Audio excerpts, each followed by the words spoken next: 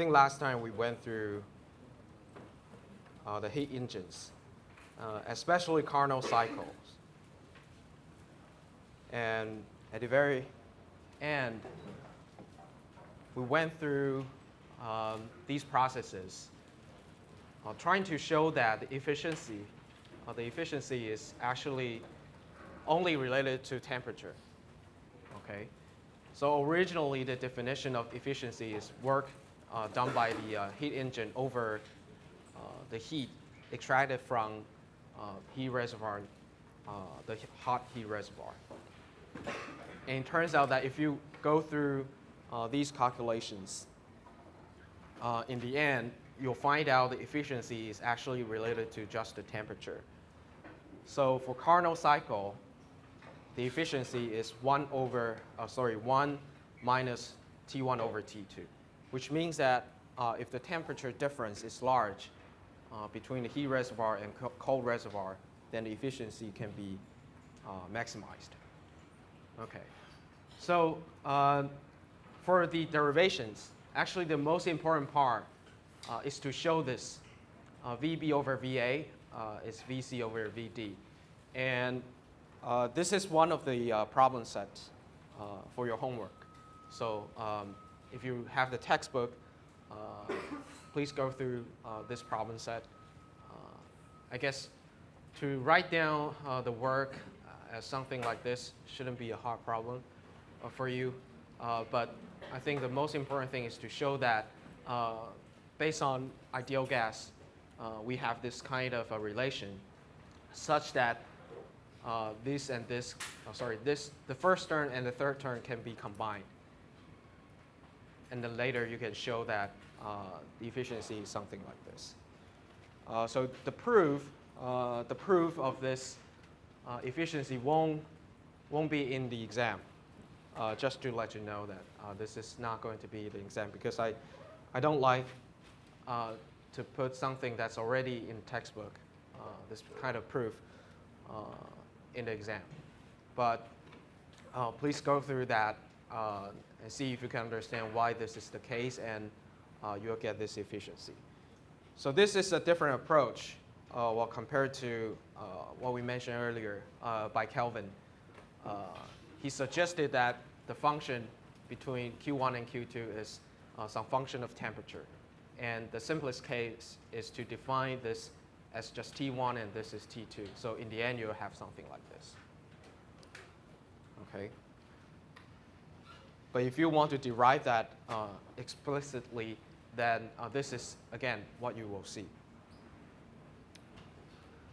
So next, if we understand that the ratio between Q1 and Q2 is actually T1 and T2, we can write an equation like this. So Q2 over T2 equals to Q1 over T1. And if we consider an arbitrary cycle, so this is a cyclic process which can be broken down into several different Carnot cycles. And you can imagine that if we break these cycles, Carnot cycles, with the smaller and smaller Carnot cycles, eventually, if you combine all these cycles, they will recover the original cyclic process, which means that for any kinds of cyclic process on the PV plot, you can decompose it into many, many small cycles that follows Carnot engine rules. And for Carnot engine, we know that we have a relation like this. Therefore, if you break this large cyclic process into many, many small Carnot cycles, and if you add all the cycles together, you'll get this relation. The sum over Q over T is 0, because this is the part when the heat engine is extracting heat from the heat reservoir, and this is a part when the engine dumps the heat into cold reservoir, and this is the sum of Q over T for the whole process, right? So for each small cycle, you have this Q over T, Q2 over T2 minus Q1 over T1 is 0. And you can represent this as the sum of Q over T. So this means that for each cycle, you have this. And you can write this as, let's say,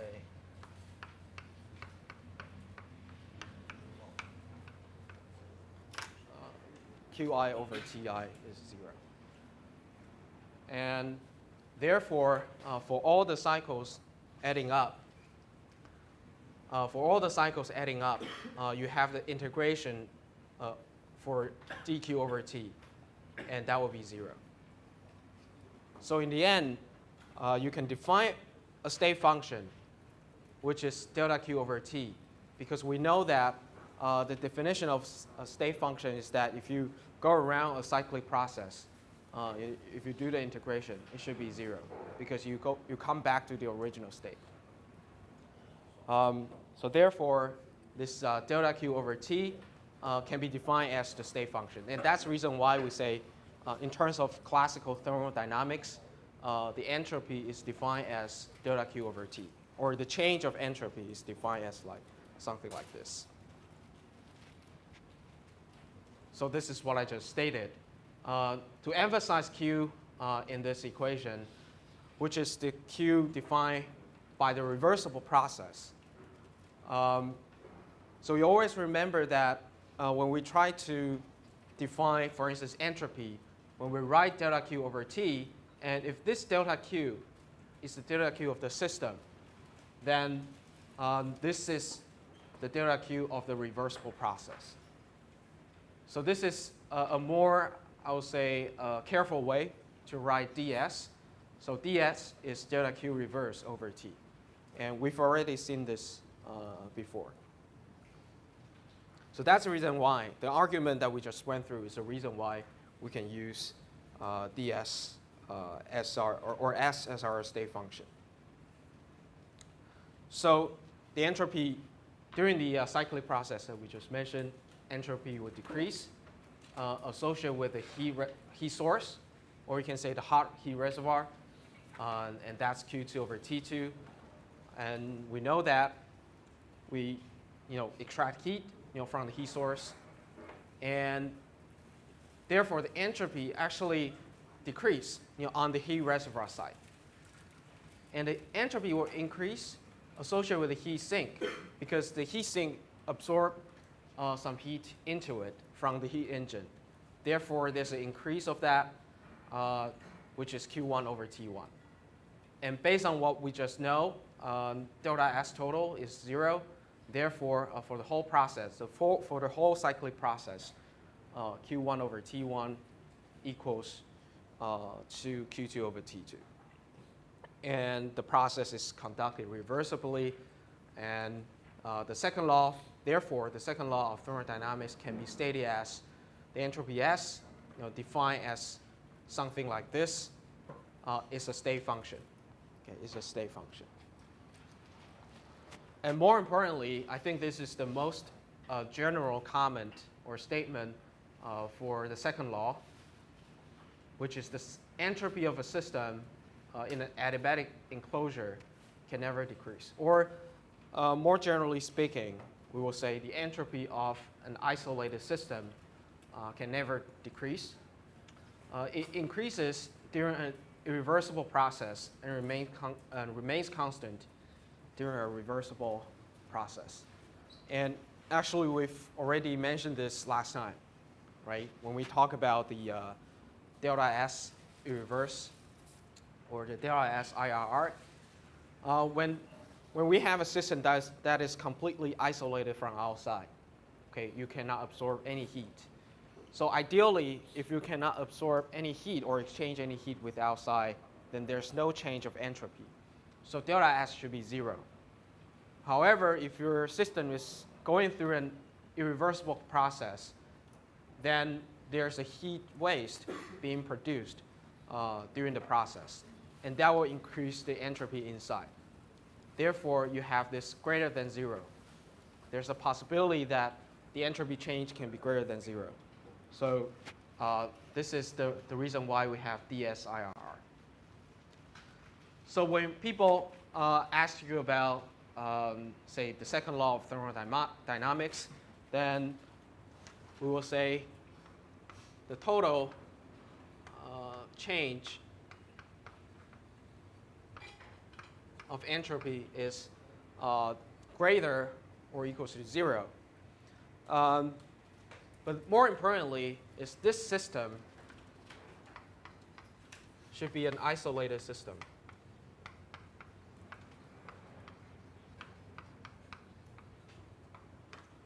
Otherwise, if you're dealing with a closed system, for instance, there's a possibility that the heat can go into the boundary. Therefore, you're not having an adiabatic enclosure. So the change of entropy can be negative, right? So only when you're dealing with an isolated system, you can state the second law. Okay, so this is very important.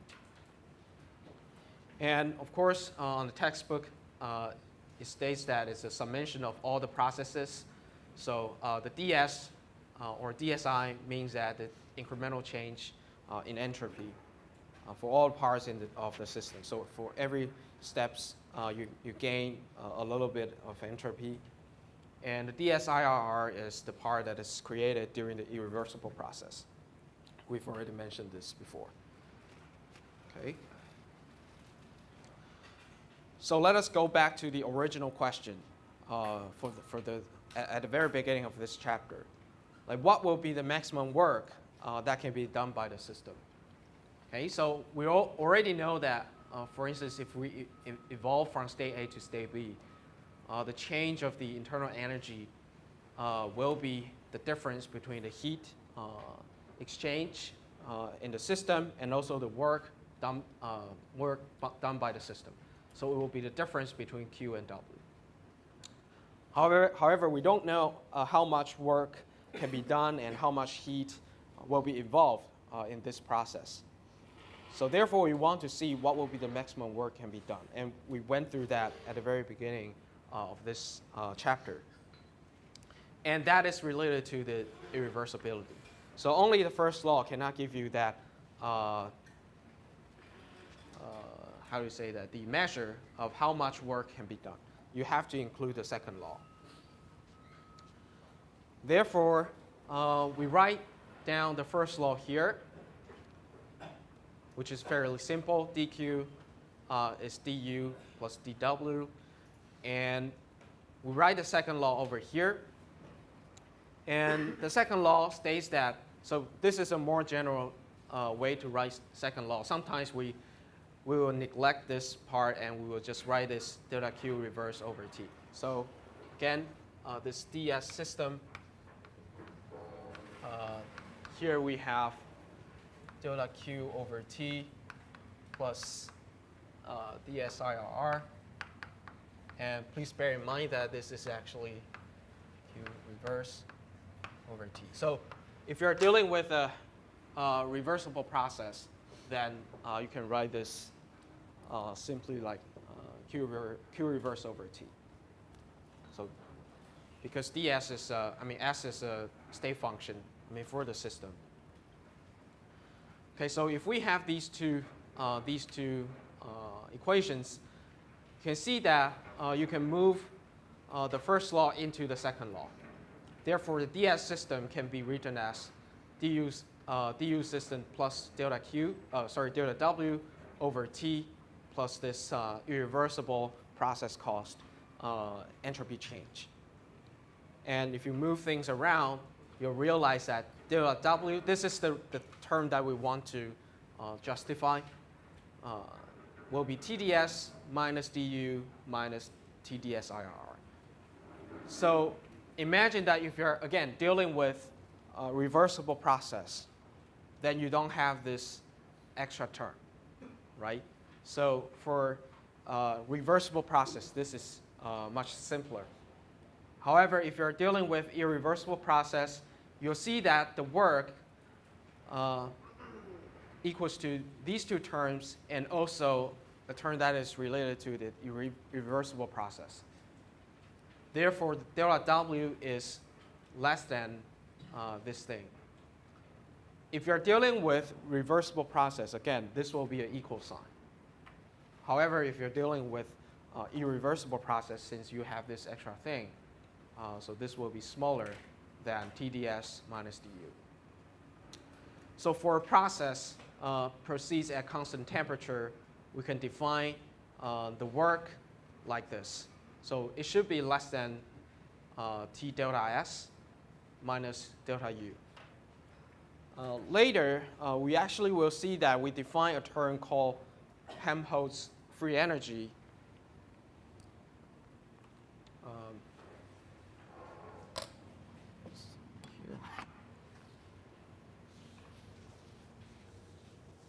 So in chapter 5, we will define a term called Helmholtz free energy.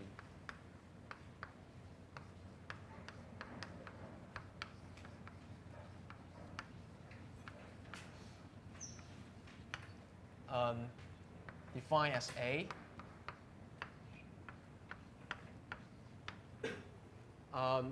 A is U minus TS.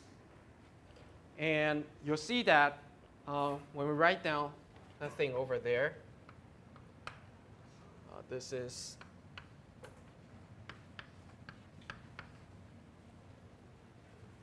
so we have temperature here.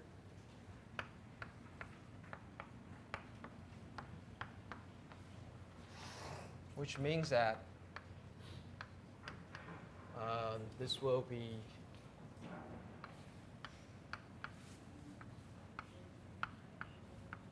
something like this, right? I hope I'm right.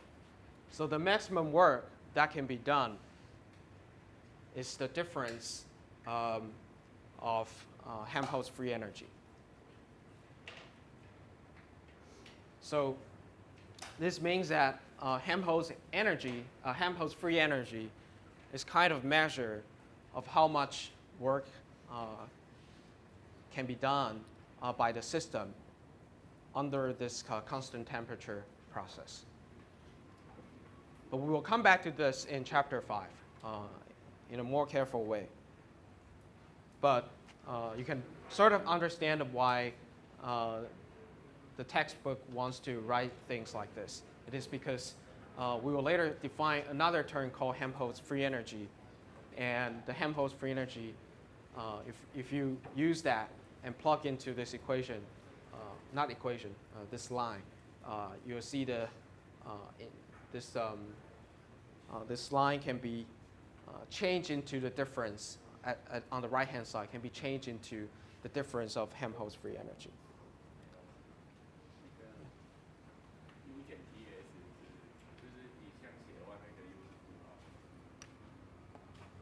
U 是负号。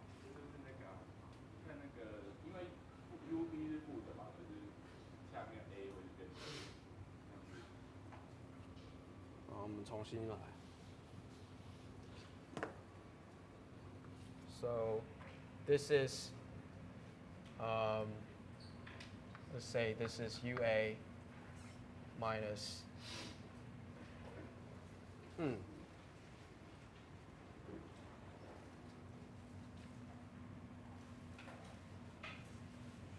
TSA.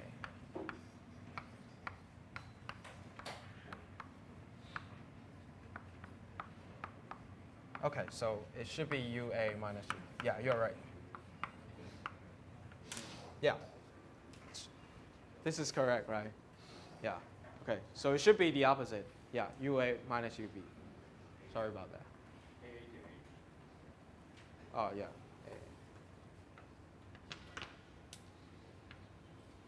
Yeah, the Helmholtz free energy, at the beginning, minus the Helmholtz free energy at the final state. All right, it's here. Yep, thanks for pointing this out. Great. So since we know that U and S are state functions. Therefore, the maximum work is when this process is done like reversibly. So when you're dealing with reversible process, then this is an equal sign. And we know that work can be maximized. And Wmax corresponds to Q reverse. We've already went through this several times. And the change in entropy of a system is the same whether the process is conducted reversibly or irreversibly.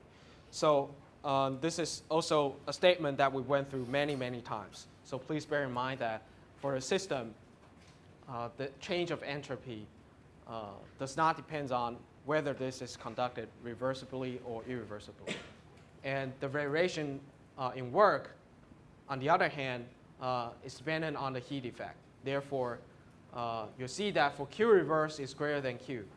So the work in the reversible process is greater than the work that you can get from an irreversible process. And to see or to measure like how much work can be done, in Chapter 5, we will use this Helmholtz free energy to calculate. So now there's this very simple example trying to show you how to calculate delta S. We've already seen this before, but here we considered isothermal reversible expansion. I think we've already mentioned this before, but it's in the isothermal, I think, contraction, like we reduce the size of the, or the volume of the gas. But this time we're talking about expansion. So we know that if the gas is expanding, then the system of the gas is doing work. So the work will be done by the system because you have a positive work.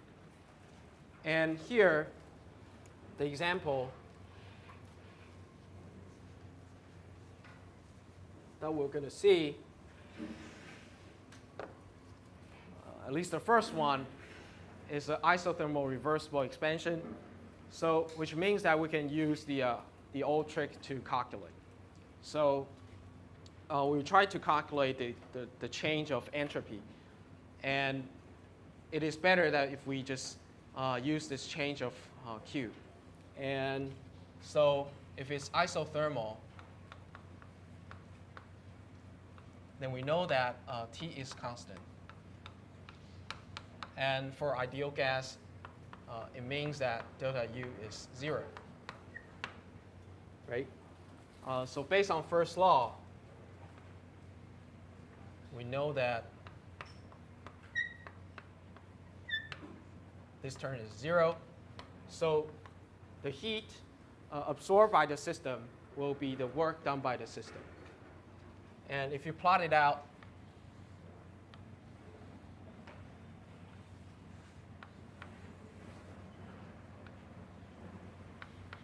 so this is the heat bath or a heat reservoir. You have a constant temperature, T. And we know that the system will absorb heat Q. And let's say here we have a barrier that can move around.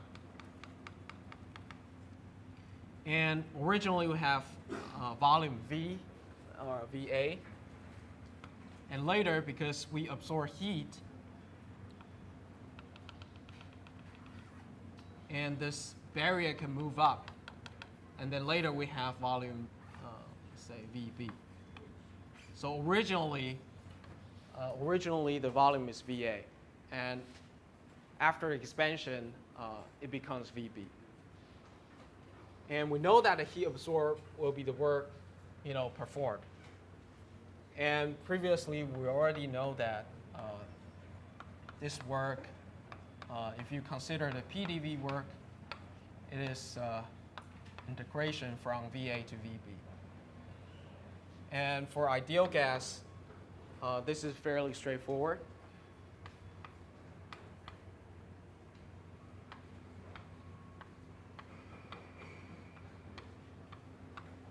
something like this, right? And therefore, if you want to calculate the change of entropy of the gas, or you can say the system, is this Q over T. The reason why we can write something like this is because we know that this Q is a delta value. And we know that the system, for this process, we have a constant temperature, right? Therefore, we don't have to do the integration. Otherwise, if you're dealing with a process that is having some temperature change, then you have to use the integration. But because we know that this is a constant temperature process, so we can move the temperature out and then just write something like this. And from the calculation of work, we can know that this is the difference of the heat that we have over here. So based on this, this is simply taking this term and then divide that by temperature. So it turns out that this is fairly simple. So I know some people will just memorize this, which is fine. You know, for isothermal process, for isothermal expansion,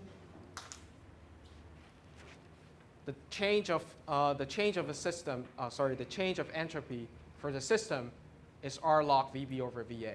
And this change of entropy is greater than 0, right? Because you have this expansion of gas and you absorb heat from the reservoir. So as long as you introduce heat into the system, the entropy should increase. And at the same time, we know that for reservoir, or for a heat bath over here, the delta S, I'll say heat reservoir or heat bath, will be exactly the same,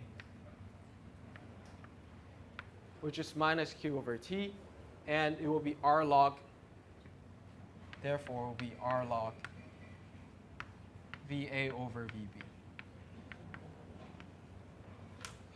The reason why it's VA over VB is because it has a minus sign. So I reverse the order of VB and VA. So if you add these two together, it should be 0. The change of the entropy of the gas should be the same as the change of entropy for a heat bath. Or you can say they are the opposite. So if you add these two together, they should be 0. Therefore, if you consider the whole thing as an isolated system, there's no increase of entropy. So this is fairly simple, right? This is the typical reversible process that we can calculate. The next thing is a little bit different. This is called the free expansion. But at the same time, we still keep this system at a fixed temperature. And for free expansion, it is expansion against 0 pressure. What does that mean? It means that we're still looking at this kind of gas system, except that let's say here we have a barrier. So originally, the system, let's say it has a barrier over here. And therefore, the volume inside this container is VA. Right now, and we can open a hole or open many holes.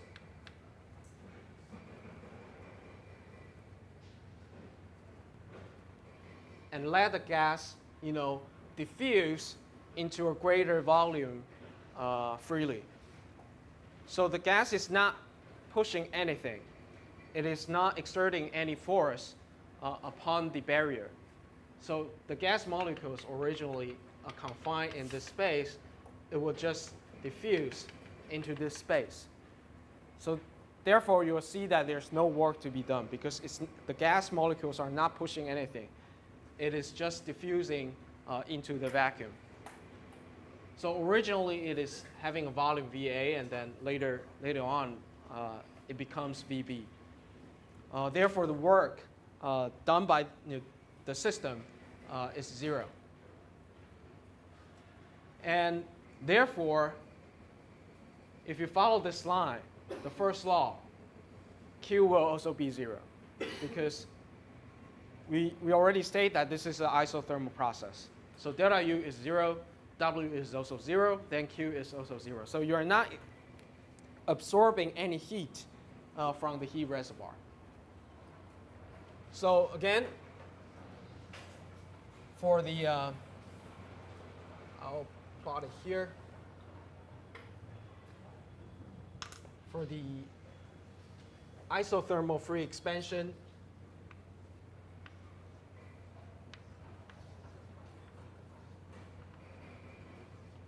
so although you have this VA becoming VB,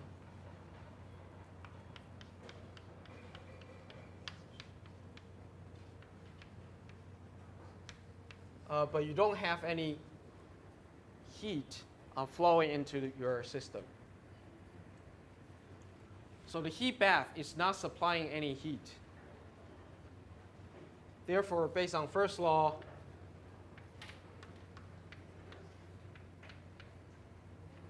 all these things are 0 for free expansion.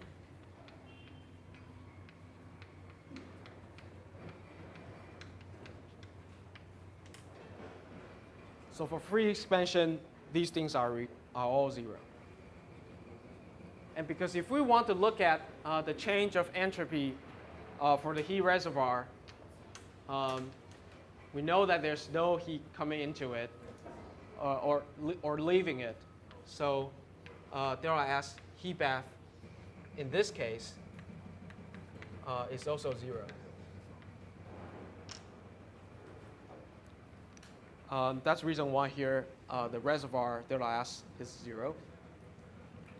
But interestingly, the change of entropy for the gas should be the same, because the gas is the system that we're talking about.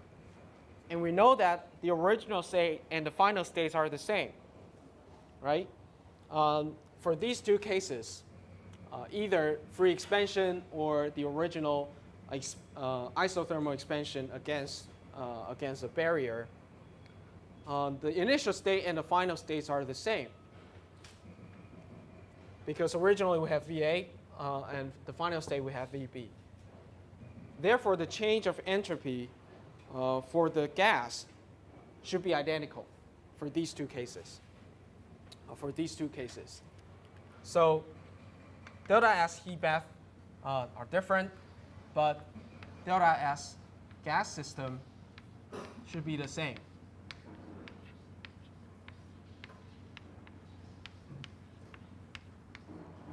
So for the two cases, let's say this is the original expansion, and here we have the free expansion. For these two cases, they should be the same. But then you'll see that for this case, it's not absorbing any heat from the heat bath, but this one you have Q supply from the heat bath. Therefore, in this case, in the free expansion case, if you add these two together, add this one and this one together, it is not 0. In contrast to the original scenario that we mentioned. For the heat bath, there's a decrease of entropy. So this is less than 0. This is greater than 0.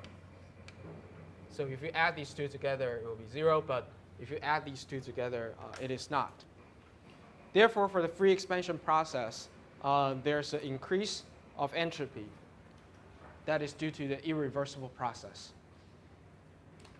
Because once you diffuse these gas molecules into a greater volume, it is not going to be spontaneously going back to its original state. Right? We know that the diffusion is an irreversible process. So in this scenario, the free expansion, you can consider that as a diffusion process, and it can diffuse only into a greater volume, but the system, these molecules won't go back to their original, space that confines with a smaller volume. Therefore, in this case, the delta S is completely coming from the irreversibility. Okay, so we say this is delta S IRR, and it is the same as the change of the entropy of the gas. Unlike this case, if you want to reverse the process, you know that you can just push this barrier down, and then the gas will go back to its original volume, and the heat will be absorbed by the heat bath. But in this case, there's no such thing. There's no such thing. So again, here, for this scenario, delta S gas is the same as delta S IRR, because this is a free expansion. But for this one, the delta S for this one is reversible because you can push this back down. So delta S irreversible is created due to degradation of the work, which would have been performed by the gas had expansion not been carried out against a zero pressure. This is the statement, what I just mentioned. Like if the gas is pushing this barrier gradually, then this is a reversible process, and the gas is actually doing some work. But in this case, it is against zero pressure, so it is just a diffusion process. And we know that it's not going to move backwards because the gas is not going to diffuse back to its original position. So the degraded work in this case, in this scenario, is actually W max minus W, but we know that in the free expansion case, the work is zero.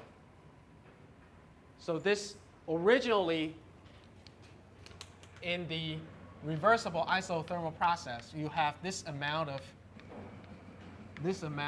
work, and this is W max. But in this scenario, W is zero because it is against a zero pressure. Therefore, the degraded work between the reversible and the irreversible process, these two, is exactly W max. Is exactly W max. So this is the extreme case where this irreversibility is actually at its maximum, because the work done by the gas is exactly zero. And all the work can be done by the gas has been converted into heat. Therefore, we know that this degradation of work should be the same as this heat supplied by the heat reservoir in the reversible case. Therefore, W max should be the same as Q reverse. Or using the ways that we used last time, that in this case, in order to do this amount of work, we have to absorb heat, and this heat will change whatever the entropy inside. But in this case, we don't need this amount of heat, because when we try to do this kind of process, originally it should have some certain amount of work, but that work has been completely converted into heat waste, and that amount will be the same as this one. Okay, so that's the reason why when you calculate delta S gas, this is the same, because that all corresponds to the same Q. Okay, so the free expansion stands for the limit of irreversibility, at which all of the potential work is degraded to heat. So like I mentioned, this is the extreme case, that all the work should be done by the gas has been converted into heat waste. And that will cause the change of entropy for the irreversible process. Therefore, for isothermal expansion, for any kinds of isothermal expansion, somewhere in between these two scenarios, the change of delta S for irreversible process is in between these two numbers. So we know that the maximum number is this one. And the smallest number, of course, in this scenario, delta S IRR is 0. Therefore, for any kinds of process, as long as it is an isothermal expansion, the value should be in between these two numbers. Okay, so for this end, 0, you have a reversible, and for the right-hand side, for this end, you have the free expansion. Okay, and for next week, we were going to talk about why we can derive this, in the microscopic view. Actually, we can derive this explicitly, rather than using the argument over here. We can just directly look into the configuration and the microstate of the gas molecules and then derive this formula. Okay, so just a small break. This is not that important. To talk about equilibrium, so this is more a chemist's way to look at it. For equilibrium is reached, it means that the entropy reaches a maximum value. So it's not moving backward, and it's not moving forward. It's in a dynamic equilibrium. And for an isolated system at constant, this is constant internal energy and constant volume, the equilibrium is attained when the entropy of the system is maximized. So we've already mentioned this before, actually, when we talk about the evolution of the universe. When the time is going forward, the entropy of the universe will gradually increase, and eventually, it will saturate, and we no longer know which time, which direction that we're moving.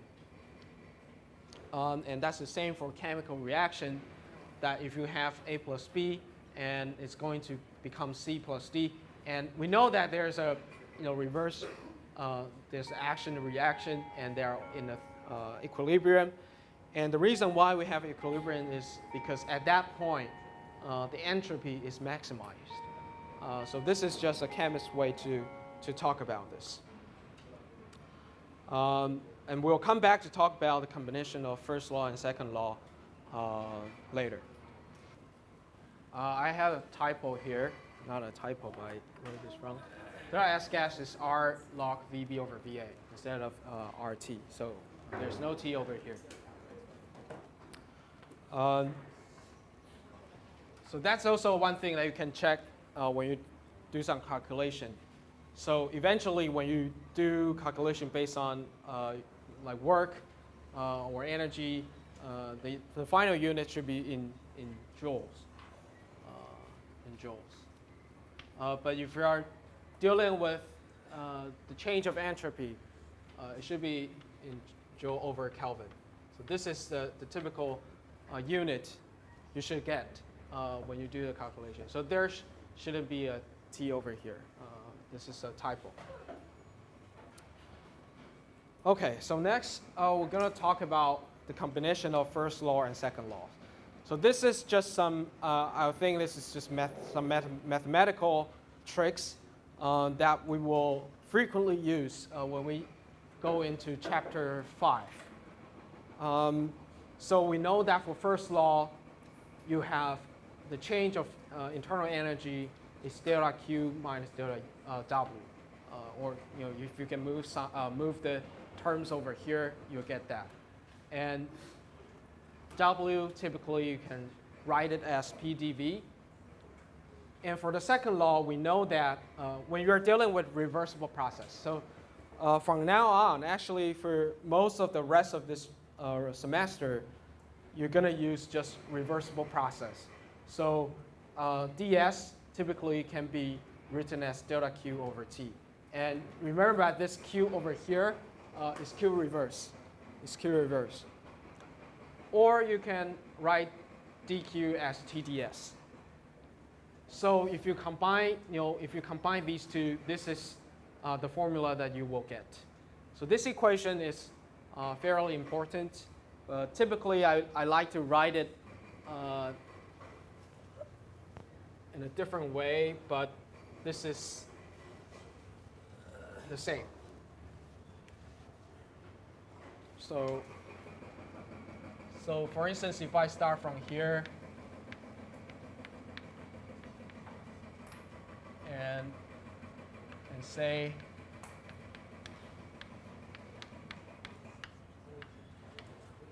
if you only have PDV work, in some scenarios you have some other types of works. For instance, if you have magnetic materials and you apply magnetic field, then there is this magnetic energy or magnetic work.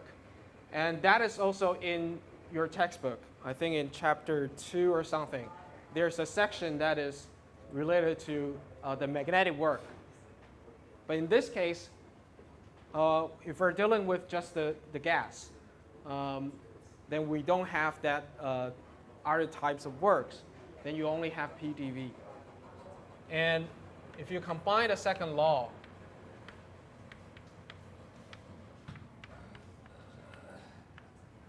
this is what you will get. This is what you will get. Okay, so this equation, or in reverse, if you move terms around, you get this, means that the system is closed, which means that dq is not 0. Okay, dq is not 0. So, but there's no change in terms of matter. So the mass is not changing, the numbers of particles is not changing during the process. And PDV is the only work term, like I just mentioned. There's no like magnetic work or friction or whatever types of work other than PDV. So if we only consider PDV, then these are the equations that we're going to work on. And if you write du as something like this, then we know that we can represent u as a function of s and v. So if we consider variables using s and v, then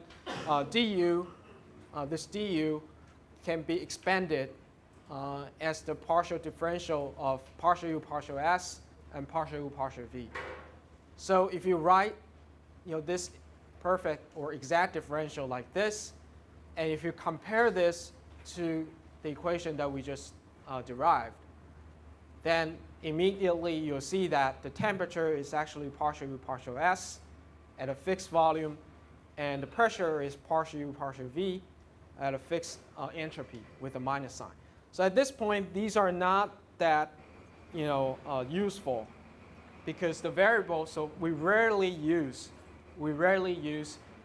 entropy as our variable. But these are some of the relations that will be useful in chapter 5. So this is a type of differential that we will use to describe temperature. For instance, temperature is the change of internal energy when you change entropy. Or the pressure is the change of internal energy with respect to volume. Something like this. Another way to look at this is to present S or entropy as a function of U and V. So typically, again, when you have some state function, we want to write it as a function of two variables. In this case, based on the equation over here, it seems that S should be written as as a function of U and V. So if you follow the same process, then you know that over here, since we have ds is du and p over t dv, right? And we also know that ds is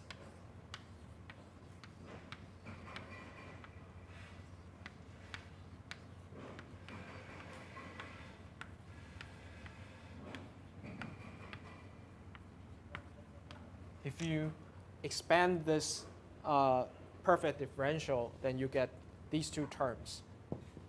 So immediately we'll see that 1 over t is partial s partial u at a fixed volume, and p over t is this term.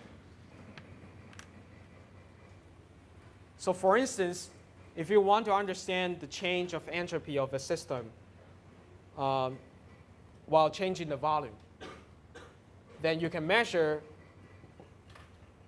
the change of pressure and temperature of the system. So it is the connection between some microscopic, like state function, and the physical quantities that you can measure. So if you measure P and T, then you can understand what is partial S partial V in this case. So this is what the next slide is about. And for instance, I think this is more common. Like if you, for instance, P and T, these two terms are always greater than 0, right? Pressure is always greater than 0. Temperature is always greater than 0, which means that this factor, P over T, is always a positive number, which means that partial S partial V at fixed internal energy should be a positive number. So let me write it over here.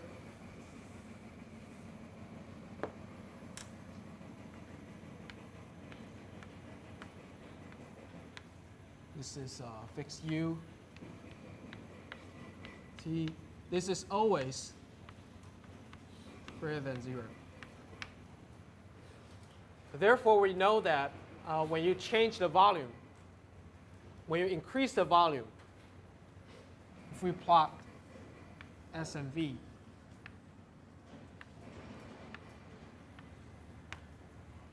typically it is having this positive slope. When you increase the volume, the entropy typically will increase. So this is consistent with what we just mentioned earlier, that when you have the volume is being expanded, the entropy will increase. No matter this is a reversible or irreversible process, but of course when we're dealing with these equations, we're focusing on just a reversible process. But partial S partial V at a fixed internal energy should always be a positive number. Therefore, the slope, these slopes should always be positive. When you increase the volume of the system, the entropy should always increase. And of course, if you look at this, temperature is always a positive number as well. So again, you can state that when the volume is fixed, when you increase the internal energy, the entropy will always increase. So it is from these, these relations, we start to get some hint on what will be the correlation between, for instance, entropy and volume, entropy and internal energy, and of course, previously we already have these like internal energy and entropy, or especially internal energy and volume. This is also another thing that we can focus on. For instance, partial U partial V equals minus P. Therefore, partial U partial V should always be a negative number if the entropy is fixed. So when you increase the volume, then the internal energy should drop, right? Because this is a negative number. Partial U partial V is a negative number. Okay, so these are just some relations, some arguments that I didn't put into the slides, but I think on the textbook it mentions this very briefly to talk about like if these numbers should be positive or negative. Some final remarks, of course, for equilibrium, as is approaching maximum, and also internal energy. Choose convenient constraints. We probably won't notice this until chapter 5, because when we read chapter 5, we'll see a lot of relations, which later we'll call Maxwell relations. And those relations will always start from something like this. And then we will end up some differentials that is related to some macroscopic physical quantities, like temperature, pressure, or compressibility, expansivity, something like that. So I guess at the end of this chapter, we'll go through this numerical example, and which is, I think it's a very good example to talk about the change in terms of entropy and what's the difference between reversible and irreversible process. So the problem is very simple. So consider that you have 5 moles of monoatomic ideal gas, 5 moles of that. And the problem states that the CV is, again, 1.5 R, and it is independent of temperature. So this, you know that it is for you to calculate, for instance, the change of internal energy or the absorption of heat, something like that. And original state of the gas is, again, 5 moles at the pressure of 50 atm, and the temperature is at 300 Kelvin. And of course, they don't tell you the volume, but it should be easy to calculate because you know the ideal gas law. And the problem states that the gas will go through this expansion process, but it is conducted irreversibly. So it will go through this path, and it will end up at 10 atm, so the pressure is reduced. So you know that the volume has become larger, but we don't know what will be the temperature, and we don't know the volume. So these are the numbers that we want to calculate. So since this is an irreversible process, there are some other I would say constraints or conditions that the problem needs to tell us. And in this case, it tells us that the work done by the system is 4,000 joules. So without this, we won't be able to calculate anything over here because it is an irreversible process and we don't know how much work or heat has been involved. Okay, so consider this as a reversible process. For instance, go into the same thing, go down to 10 atm, but it is a reversible process. If it is a reversible process, then we don't need this, condition to help us calculate the final states. Because for the reversible process, we know that the system will go through the maximum work. It will perform maximum work against the surrounding, and therefore you can calculate W just based on what you have, like P and V. And we will see that shortly. So again, for these kinds of problems, all these kinds of problems, you always start from the PV plot. So let's say in this case,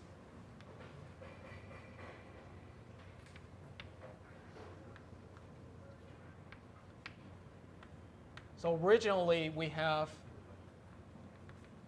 50, and this is state 1. And we know that the system will go through some expansion, and the pressure will be reduced to 10.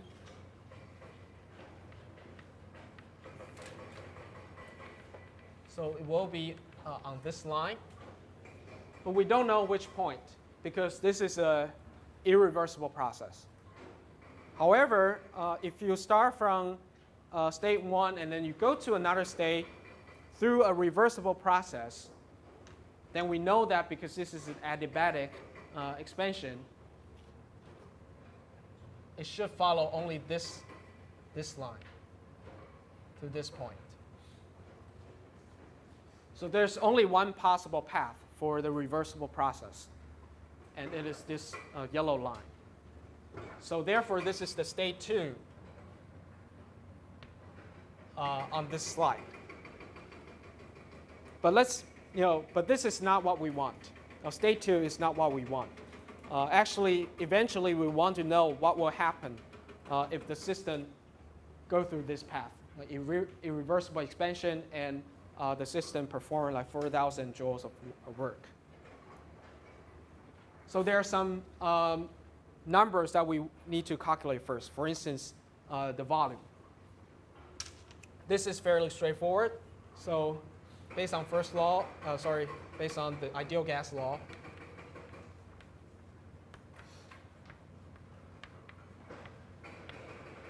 we know that P1 V1 is T1. Therefore, volume 1 is RT1 over P1. This is 5 moles and 0.082, 300 Kelvin over 50. So here I didn't write down, the units, but for your reference, I mean, this is probably not a very good way to write it. If you want to make sure that the units that you're using are correct, you have to write down like this is like 5 moles, and this is 0.082. I don't know what's the constant for this. I don't know, some unit, whatever. This is 300 Kelvin, and this is 50 atm. So I guess this is atm per Kelvin mole, right? So eventually, these units should cancel out. So you'll end up with these numbers. And so based on my calculation, this is 2.46.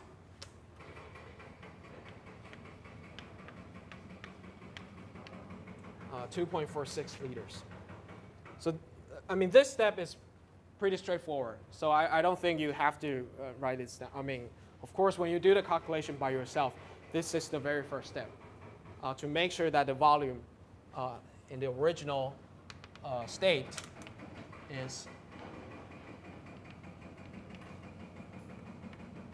2.46 liters. So this is volume 1. Volume 1.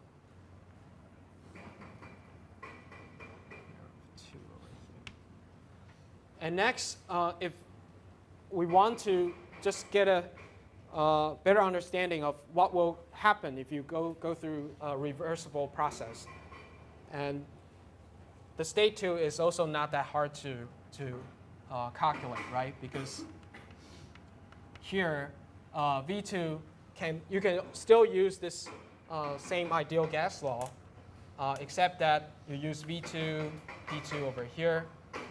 But of course, you don't know the temperature. But that's fine. You can use a different relation.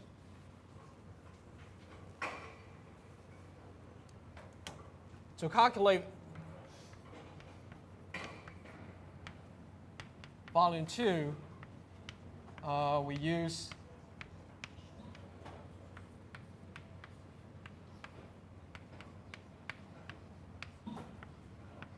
this adiabatic constraint, because this is an adiabatic process.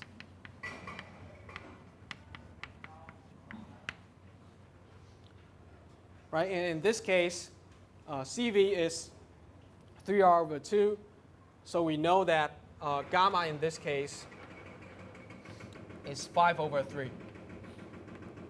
Right? If you still remember, this is CP over CV, and CP is CV plus R. So this is over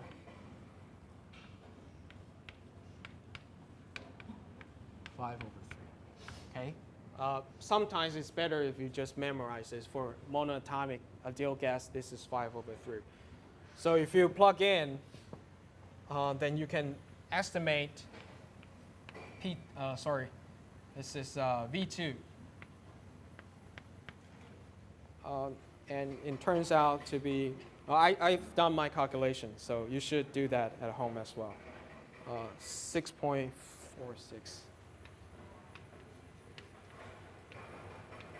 liters. So if it's a reversible process, adiabatic process, here it is 6.46 liters. This is V2. So we know that this is an expansion, from here to here. Decrease the pressure, and then increase the volume. And we know that the system is doing some work because the PDV, the area underneath is positive. So the system is doing some work. And next, we want to figure out what will be the temperature over here. And that, since we know the volume and we also know the pressure, so based on ideal gas law, we can calculate temperature. So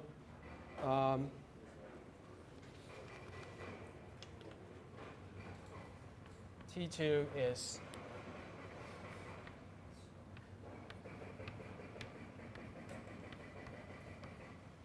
and therefore this is 5 moles, and we use 0.082. And this turns out to be 157. So the numbers might be a little bit different from the textbook, but I think it's only in the last 1 or 2 digits, so it should be fine. So eventually we know that this is from the ideal gas law. That the temperature over here is 157. So here it is originally at 300 Kelvin, but here eventually we're at 157.6 Kelvin. So this is the reversible process. But actually the question is about irreversible process. And one of the arguments in this problem, it says that the temperature should be higher. The final temperature, if you go through irreversible process, should be higher than the reversible process. And we've already, we went through this before, because we know that when the system is going through irreversible process, there's some part of the work has been degraded into heat waste. Therefore, the temperature for the irreversible process, eventually it should be higher than that for the reversible process. And now we want to explicitly show that T3 is greater than T2. So you can imagine that if that argument is true, it means that for irreversible process, we should see something like this. So this is the reversible. And for irreversible, we should probably see something like this.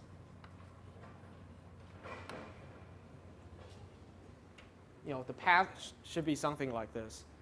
It is still an adiabatic process, but during this process, when we go down to the same pressure, the temperature should be higher. The temperature should be higher. And why the data point is here is because we want them to be 10 atm, but the temperature should be higher. So if you plot the isotherm, let's say this is 300, and here you have some temperature that we don't know, and here it is 157. So this is an isotherm. Isotherm means 等温线, okay, for 300 Kelvin. And here is some temperature that we don't know yet, T3. And here T2 is 157. Right? So maybe I should use a rep to show that.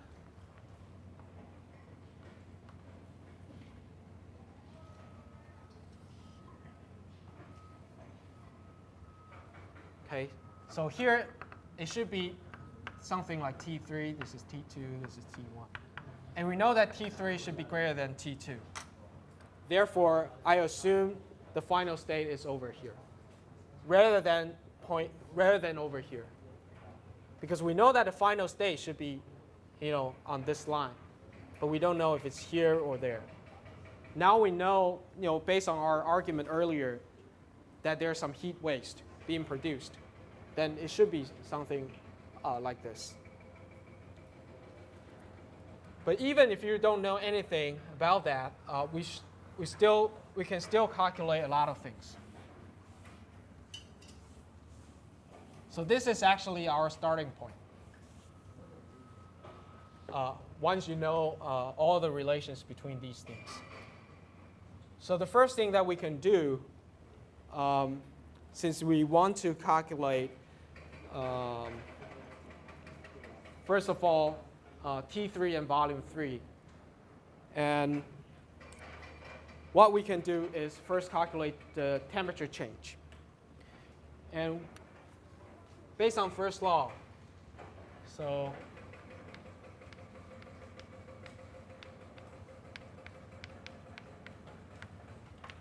we know that. So now we're considering this is the path, 1, 2, 3.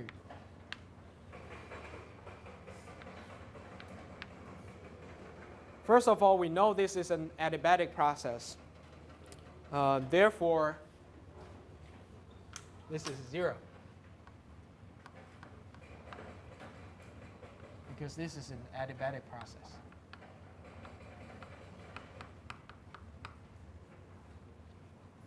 Therefore, the change of internal energy is the change of work, although there's a negative sign.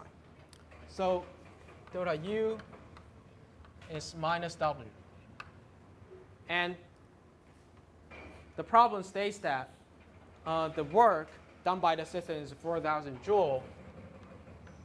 Therefore, over here, the change of internal energy is 4,000 joules.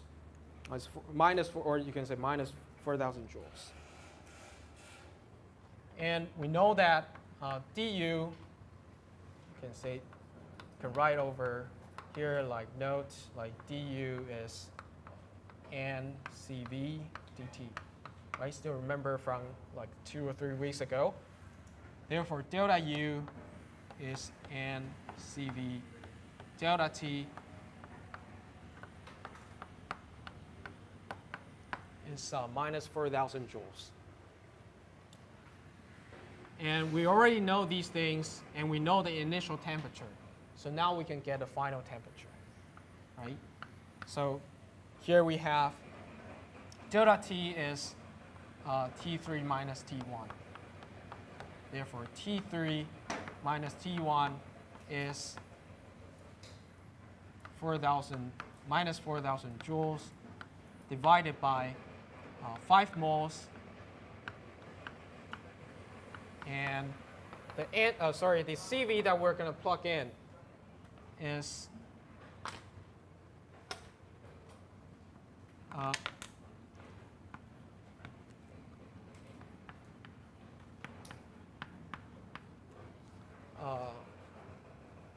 this is 3/2 times 8.314 because we're using joules and moles over here. And this should be joules, what is that? Mole degree Kelvin. Right? The unit should be something like this.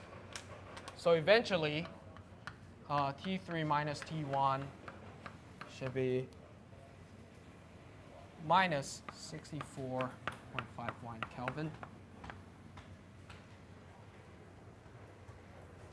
So now we know the difference. And we know T1 is 300 Kelvin. So over here, we know that T3 is T1 minus.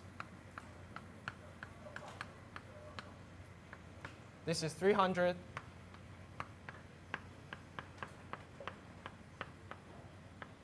Therefore, this is roughly like 236 Kelvin. Can ignore this 0.1 or 0.15, whatever. But it's roughly 236. So now we know T3 over here is 236 Kelvin. So indeed, through our calculation, this number is greater than T2. So T3 is indeed greater than T2. So this is checked. Okay.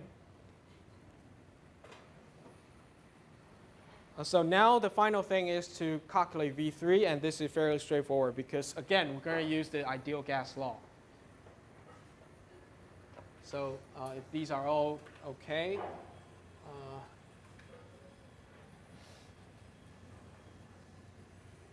so based on first law, ideal gas law, V3 is nRT3 over P3. And P3 is the same as P2. It is 10 ATM. That is the constraint provided by the problem. Therefore, we have 5 A2, and this is 236 Kelvin over 10. This turns out to be around 9 point something.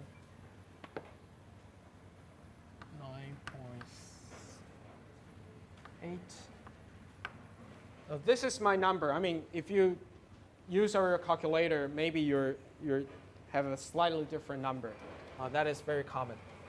So here, we now know that the volume over here is volume 3 is 9.68 liters. This is V3. Okay. So eventually, now we know all the states. We know all the states. No matter it is a reversible path or irreversible path. But this is what we want to calculate. And this from 1 to 3. On state 1 to state 1 to state 3. And 2 is this point.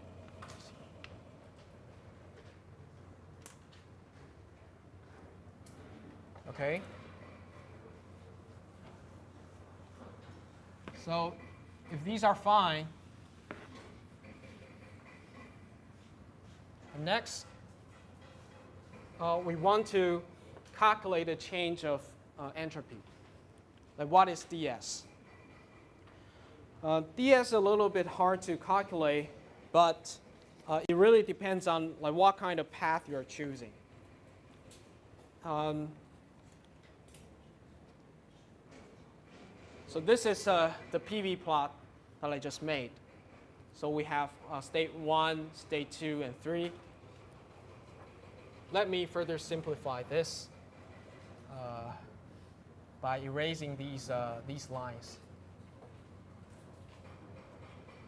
such that it's much easier to read. And we don't need a T1 line over here.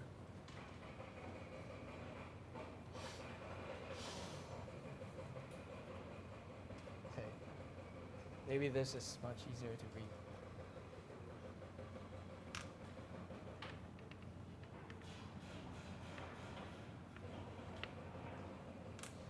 So again, this is the same as what we have over here. We have state 1, state 2, and 3. And the change of entropy from 1 to 3 is the problem that we want to answer.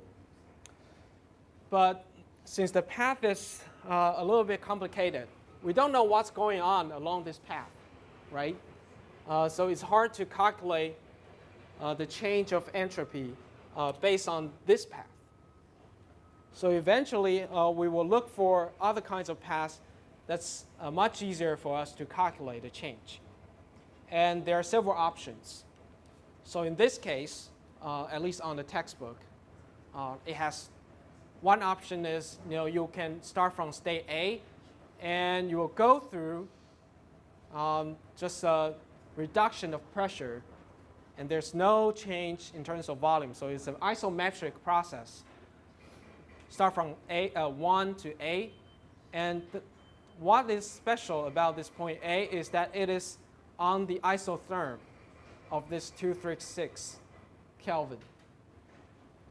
So it means that we start from here, we just go straight down. And we know that originally here we have this isotherm plotted over here for T3. We go straight down, reach this intersect, and then we go through the isotherm like this. So from 1 to A, this is an isometric process, which means that volume is fixed. Therefore, PdV work is 0. And then you go from A to 3. From A to 3, this is an isothermal process.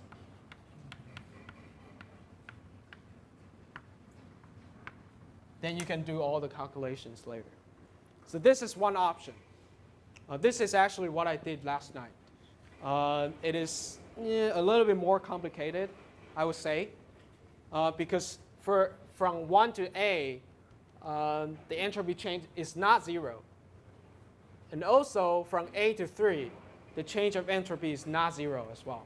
So you have two terms that should be added up.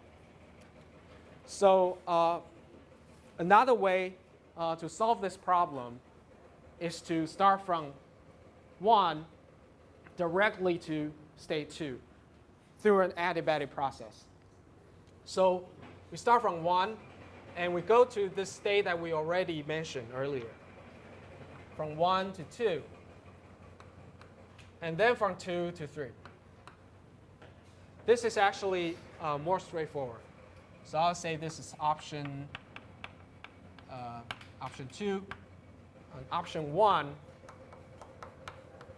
is that we start from 1 to 2, which is an adiabatic process, a reversible process, reversible, and then from 2 to 3. From 2 to 3, it is an isobaric expansion. So all we need to do is to calculate the PdV work. Right? So actually, option 1, the one I just mentioned, is actually fairly straightforward. Because you know that for adiabatic process, dq is 0. dq is 0. So in this path, along this path, there's no change in terms of entropy. So we don't have to worry about entropy change if we start from 1 to 2, because it is an adiabatic process. And the entropy that we only need to worry about is from 2 to 3. Okay? So again, the reason why we can do this, like using different options or different paths, is because entropy is a state function. So it does not really matter if you're using like this path or that path, or you can go around and whatever path you want. And so these are the things that are already calculated. We don't have to worry about that. On the slides, of course, I chose a better way, which is from 1 to 2 to 3. And the entropy change from 1 to 2 is 0, like I just stated, because it is a reversible adiabatic expansion.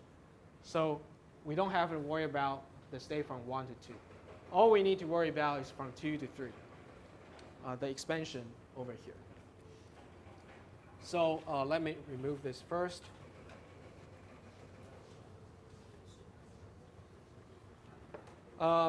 This is 0. And from 2 to 3, in order to calculate the change of entropy, we have to figure out delta Q. And in this process, this is an isobaric.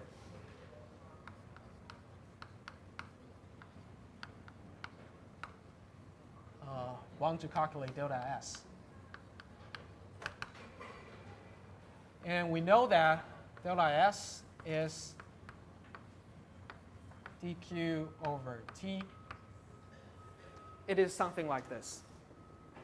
And in this case, since it's isobaric, we know that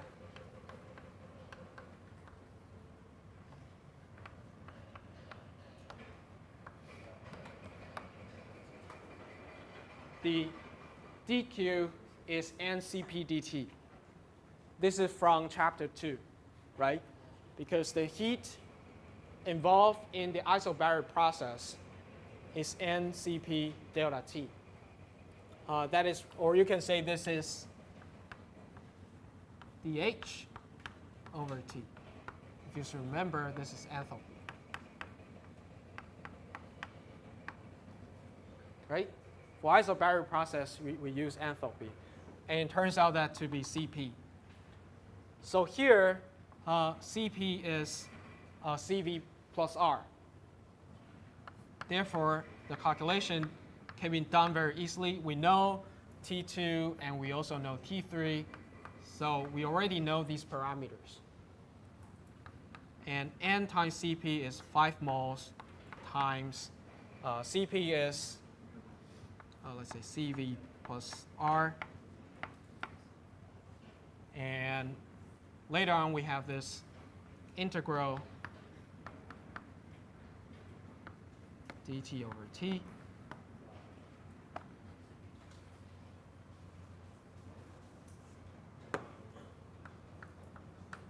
Therefore, 5. And this is Cv is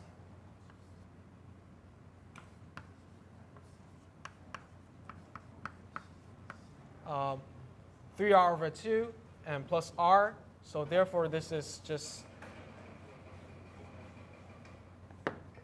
5R over 2. And then the last term is, after integration, it is log T3 over T2. And we know that T3 is 236, right? This is 236 Kelvin. And T2 is 157 point something, I'll say 158. And we know R. R should be 8.314 joules per Kelvin per mole in this case. So if you check the units, the last term, the last thing, something with log should be unitless, right? So this is just a number. And this is the unit for this term is joule per Kelvin per mole. And here we have 5 moles, right? So eventually these two units cancel out. So in the end, you have something that is in units of joule per Kelvin. And it turns out to be 42. So eventually you'll see something like this. This is what we have. So this is a positive number. Okay, this is a positive number. And remember, if you calculate, if you calculate the original adiabatic process, you'll see that the work done by the system will be very different from 4,000 joules. 4,000 joules is what the problem tells you, for this path. But eventually, we choose a different path to calculate the change of entropy to the final states.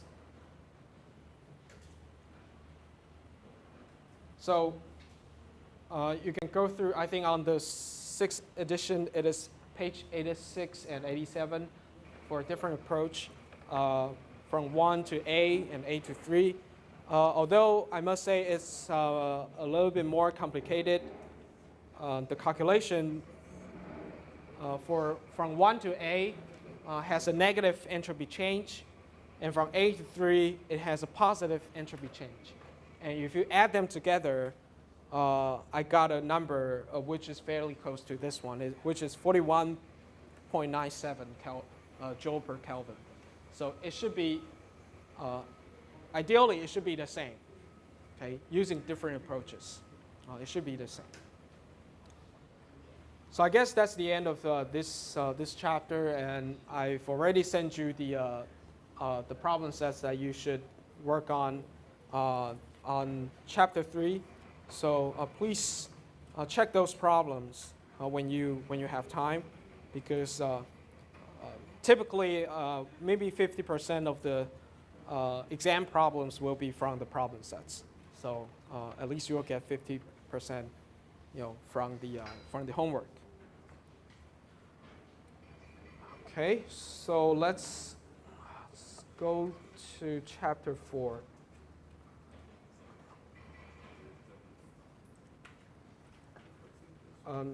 So we should talk about the statistical interpretation of entropy.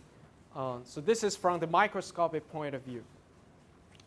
Previously, what I've been doing over here, even for the calculation here, they are all based on the classical thermodynamics.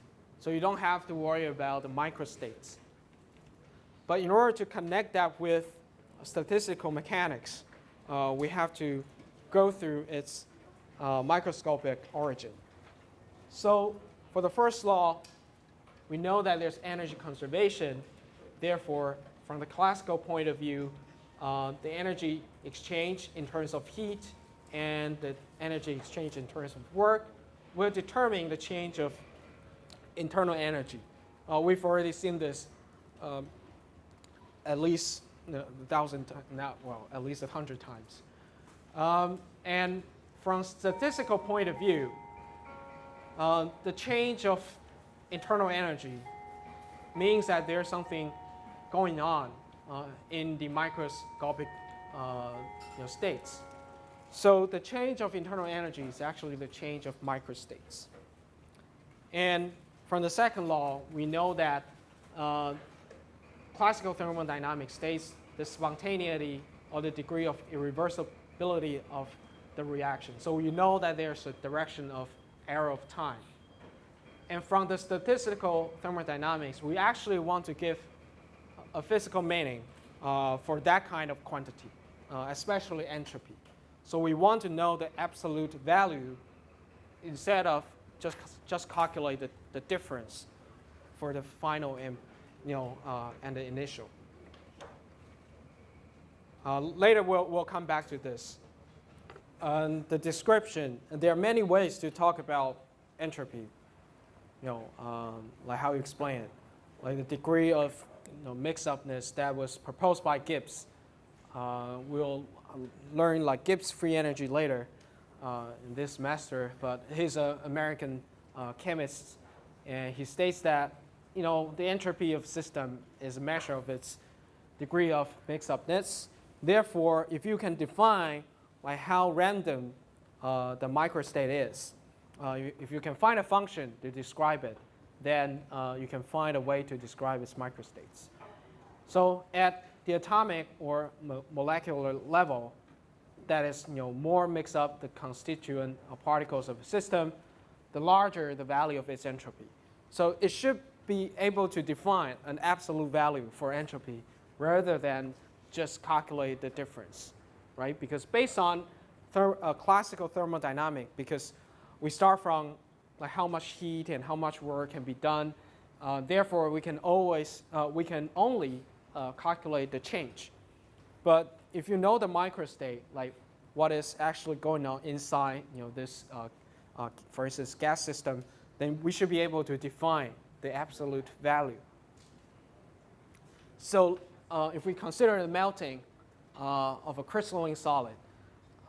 Originally, if you're in a crystalline state, those atoms are in very, very well ordered, and they are in fixed lattice points.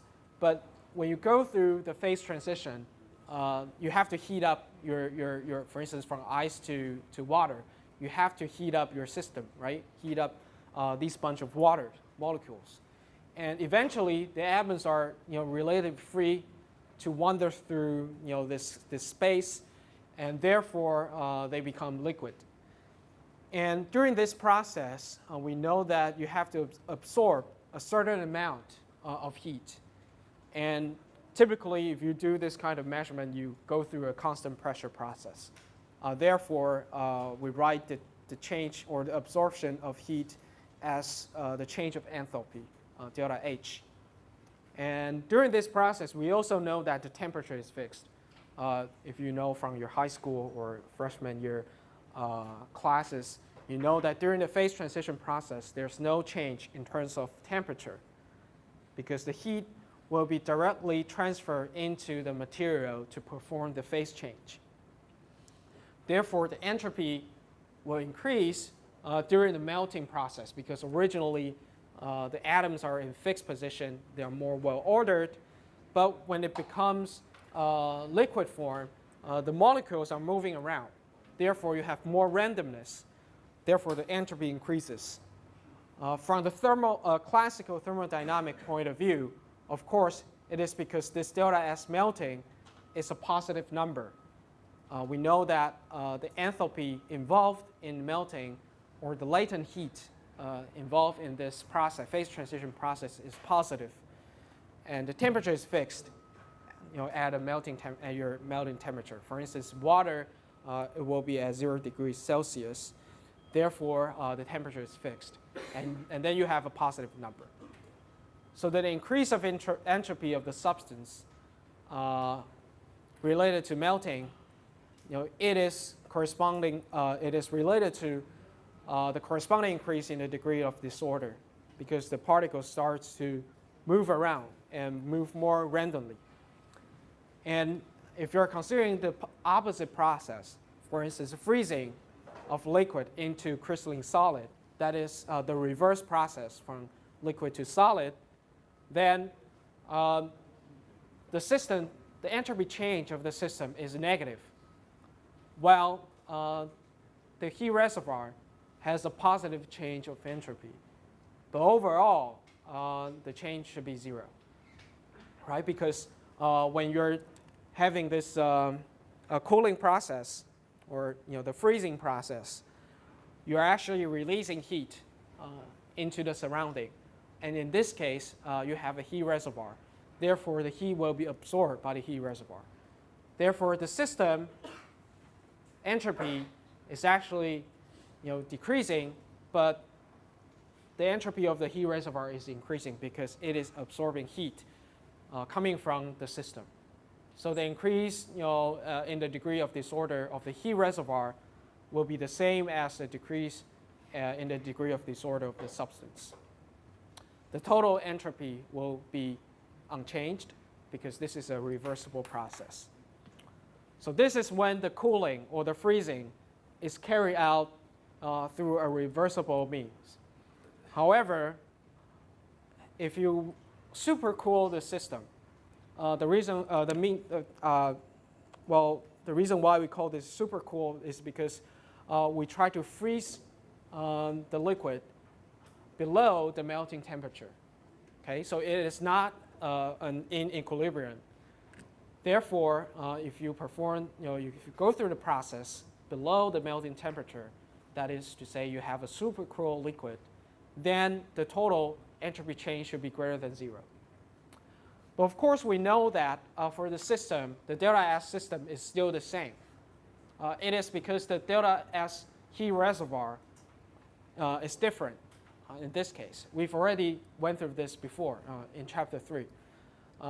Therefore, the increase in the degree of disorder of the heat reservoir exceeds that of the substance. Therefore, the entropy of the combined system increases. This is the definition of the irreversible process, right? The delta S total is greater than 0. Because if you are going through the supercool freezing process, there must be some irreversibility. So when we talk about equilibrium melting or freezing, it means that there's no change of the disorder for the whole system. It is better that if we plot that out again. So we have system of, let's say this is liquid, or this is liquid or solid, depends on the phase. And this is the heat bath. And the heat can come in and out, through the wall of this container. And for a reversible process,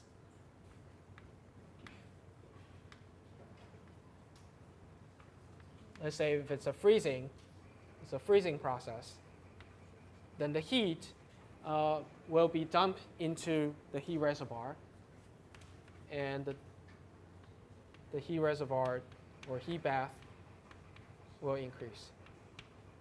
And in the reversible process, the heat involved will be the same for this delta S system and delta S heat bath, right? We've already discussed this in chapter 3.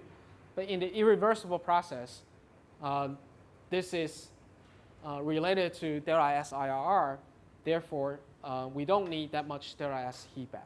So eventually, when you add these two up, actually you will get a number that is greater than 0. Therefore, we know that there must be some irreversibility involved during this phase transition.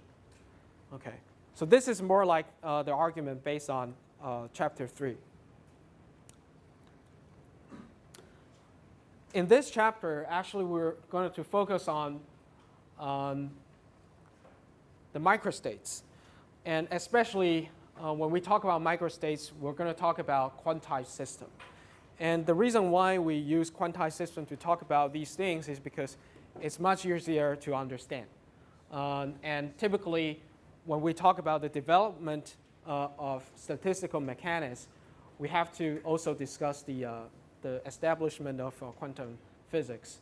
Therefore, at the very beginning, we always start from the definition of the energy states if we want to talk about statistical mechanics or statistical thermodynamics. So statistical mechanics assume the equilibrium state of a system is the most probable of all its possible states. So the most probable means that the probability of the occurrence of this kind of state or this combination is the largest. So the most probable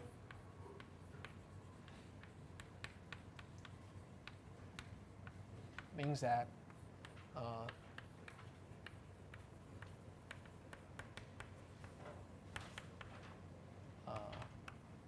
let's say the highest. For instance, you can have all kinds of different states. For instance, right now we have about 50 people in the class. This is the most probable state whenever we have class. But there's a possibility that when I come here and there's no students showing up, right? For instance, all of you happen, at the same week, on the same week that you all have some kinds of events. So all of you, don't show up. But we know that the probability of that kind of event will be very, very small. So most of the time, we will have about like 50 people in class. But there's a possibility that we might have 1,000 people in this classroom, right?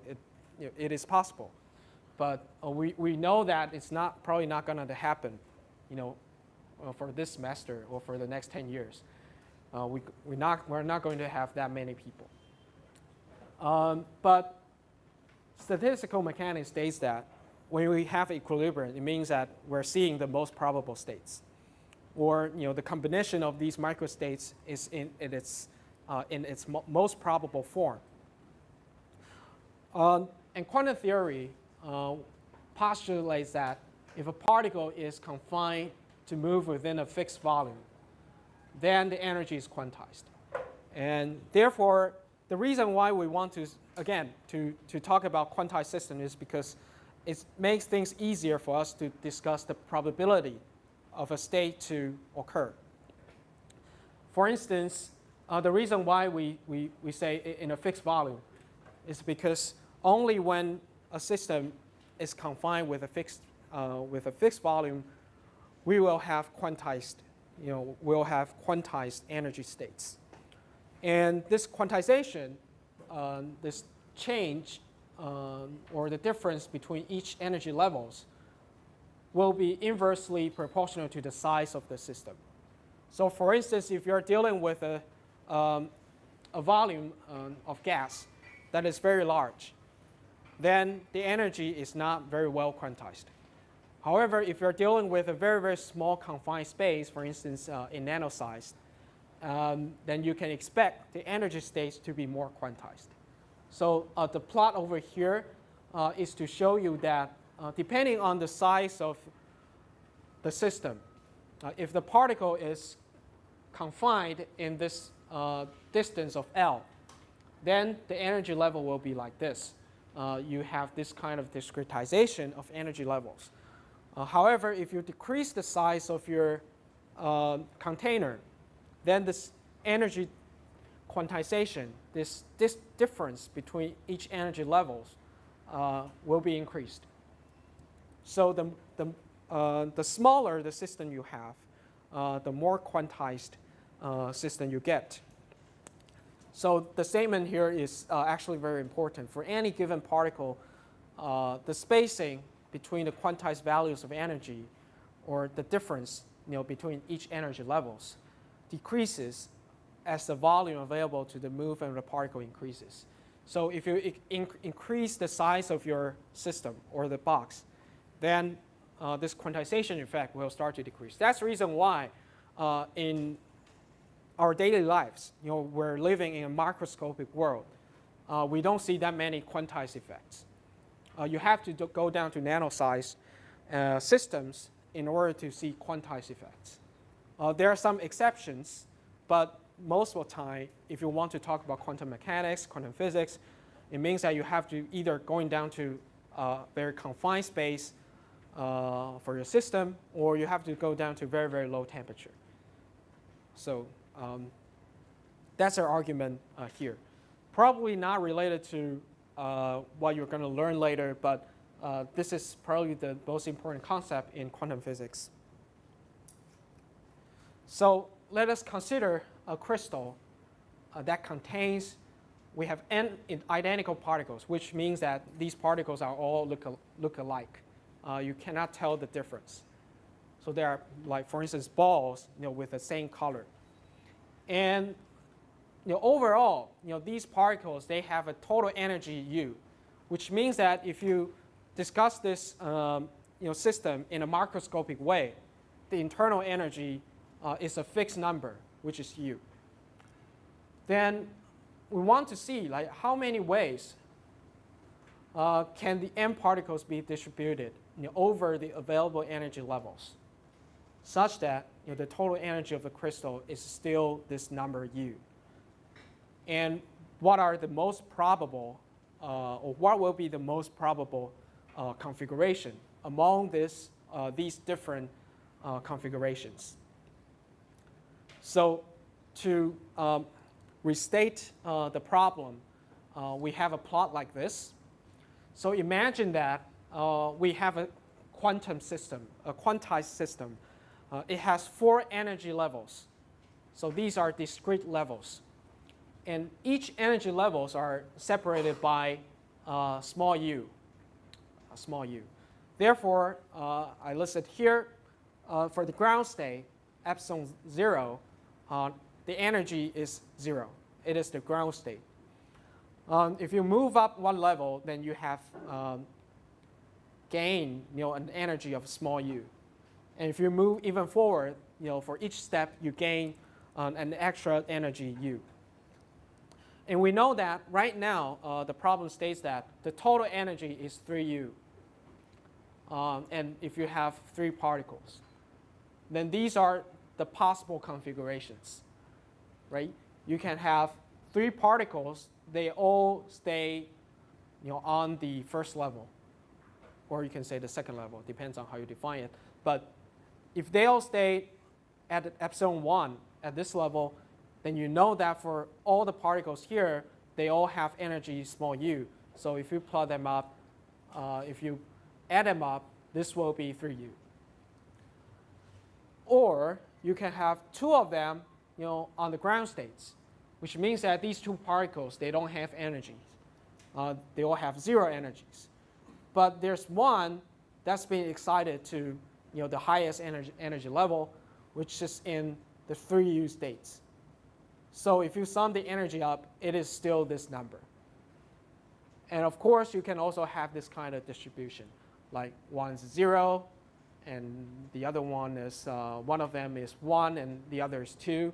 So 1 plus 2, that would be 3. So these are the possible configurations that might happen in, if the problem is stated like that.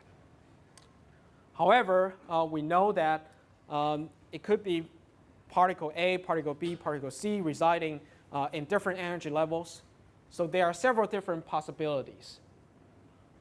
If they are all in the same level, of course, there's just one configuration, right? Because if you exchange A, B, C, they all look the same. However, you can put A over here and B and C over here, or you can put B on the highest level or C on the highest level. So it means that there are several different ways to get the same energy level. To get the same energy sum. And more importantly, if they're all distributed evenly among the lowest energy levels, then you'll see that there are 6 configurations that can give you this 3U. So all these configurations, all these, I think, 10 maybe? Yeah, all these 10 configurations will give you the same microscopic energy, internal energy, 3U. But this one, this is the most probable configuration, because among these 10, the probability of showing up as this kind of evenly distributed state is 60%, right? Because we have 10 configurations, and 6 of them are like this. So this is the most probable configuration. So when I tell you that macroscopically this quantized system has an energy of 3U, then you should know that when you do the observation, when you observe the system, it is most probable that you will see this. And more importantly, if you increase the size of the system or increase the particle size, the number of particles, if you have more and more, for instance, 10 to the 23 particles in your crystal or in your in this system, then the portion of this one will get larger and larger. So we can safe to say that this is like the situation I mentioned, that we have probably 50 people in this class. It's very rare that you will see 1,000 people piled in this classroom, or 0 people in this classroom. And it is the most probable state that you will see these particles distributed evenly among the energy levels. And the portion of that will get larger and larger when you increase the size of the system. Or in this sense, you increase the numbers of the particles. Which means that if we have, say, 1,000 particles, then this is probably, I would say, 90% chance that you will see this kind of configuration. So these are just the words describing what we just mentioned. 10 distinguishable arrangements. all of the 10 microstates correspond to a single macrostate. The big U is the same. But there's only one most probable state, or most probable configuration, which is distribution C. This is the most probable scenario.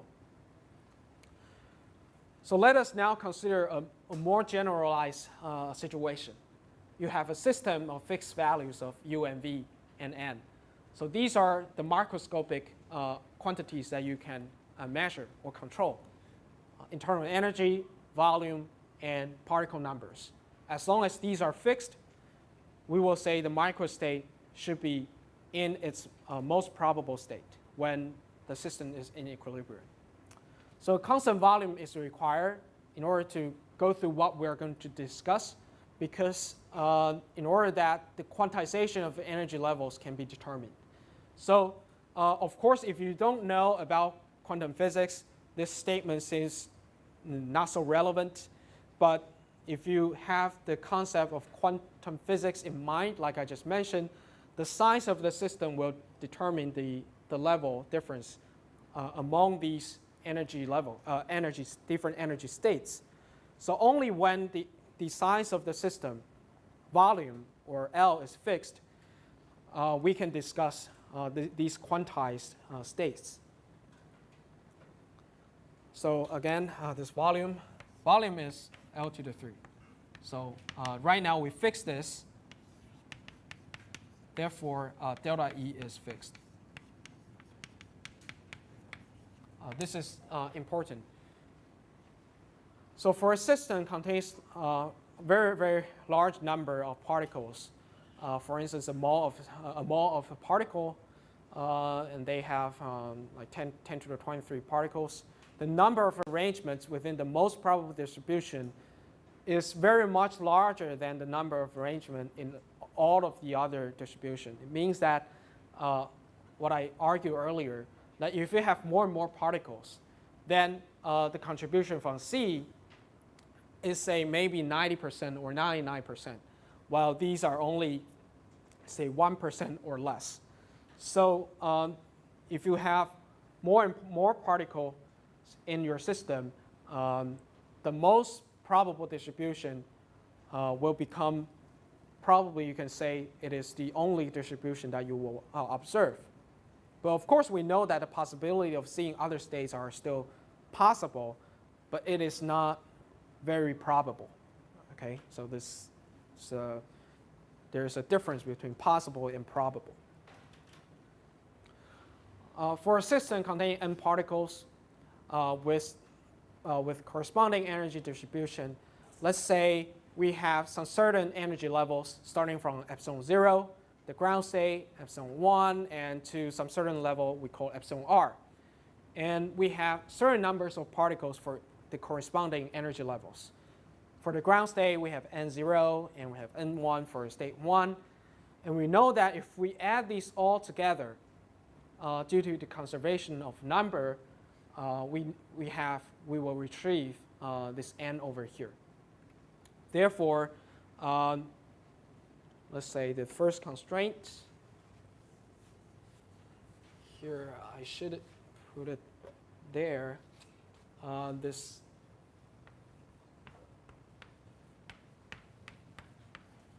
okay, this is the first constraint, that the total numbers is a fixed number. And we have this energy levels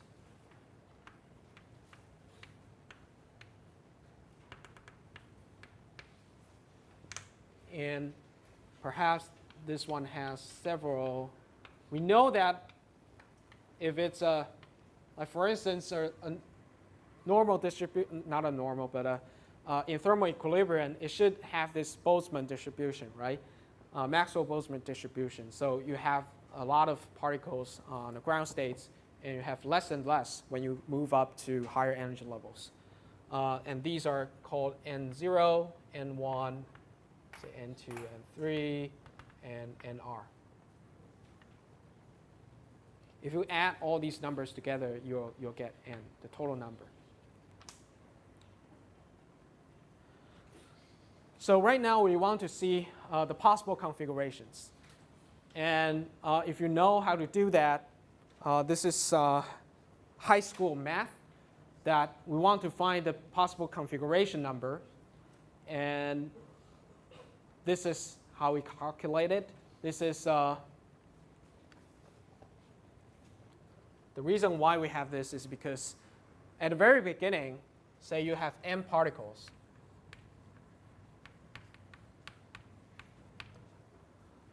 You want to put some of them into or onto the first energy level, the ground state. And we know that that number should be n0. So some of them will go to this energy level.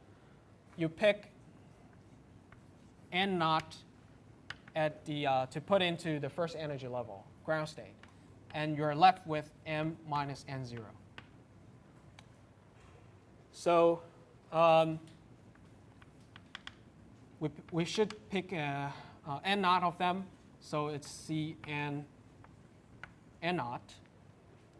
And this is I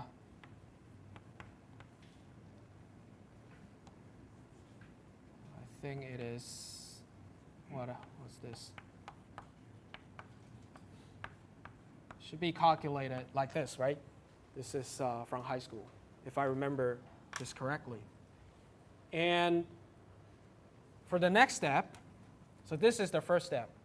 And for the next step, we're still having m minus n0 particles. And we pick n1 of them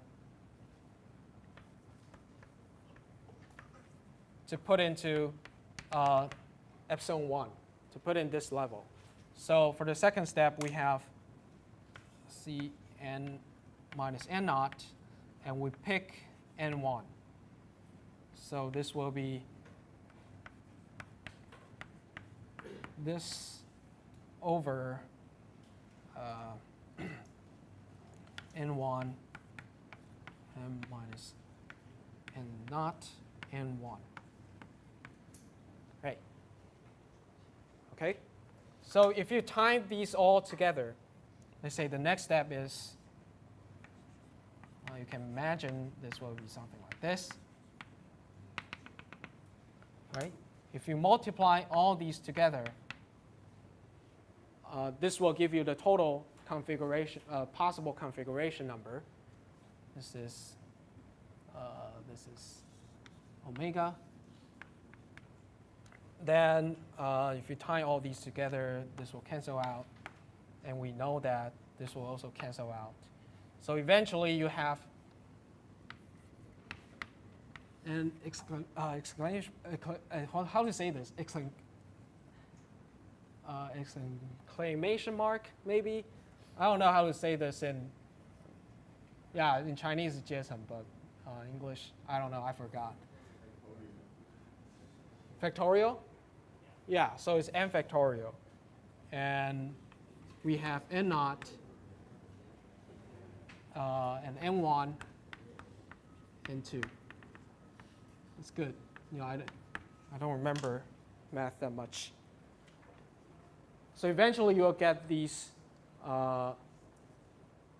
as your total configuration number. So this form is fairly straightforward.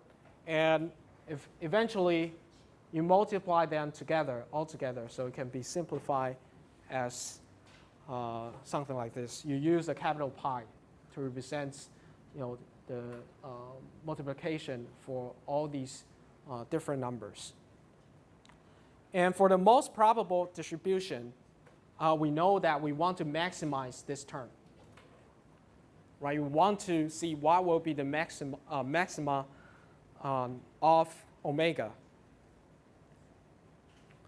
So for most probable distribution, we want to figure out what will be the numbers for n0, n1, and what are all these numbers to make this number the greatest. But before going into that, this seems to be a hard thing to calculate. So perhaps it is better that we look at the logarithm of this number. If we take log, nature log of this number, this large number, then we probably can see better like what's going on.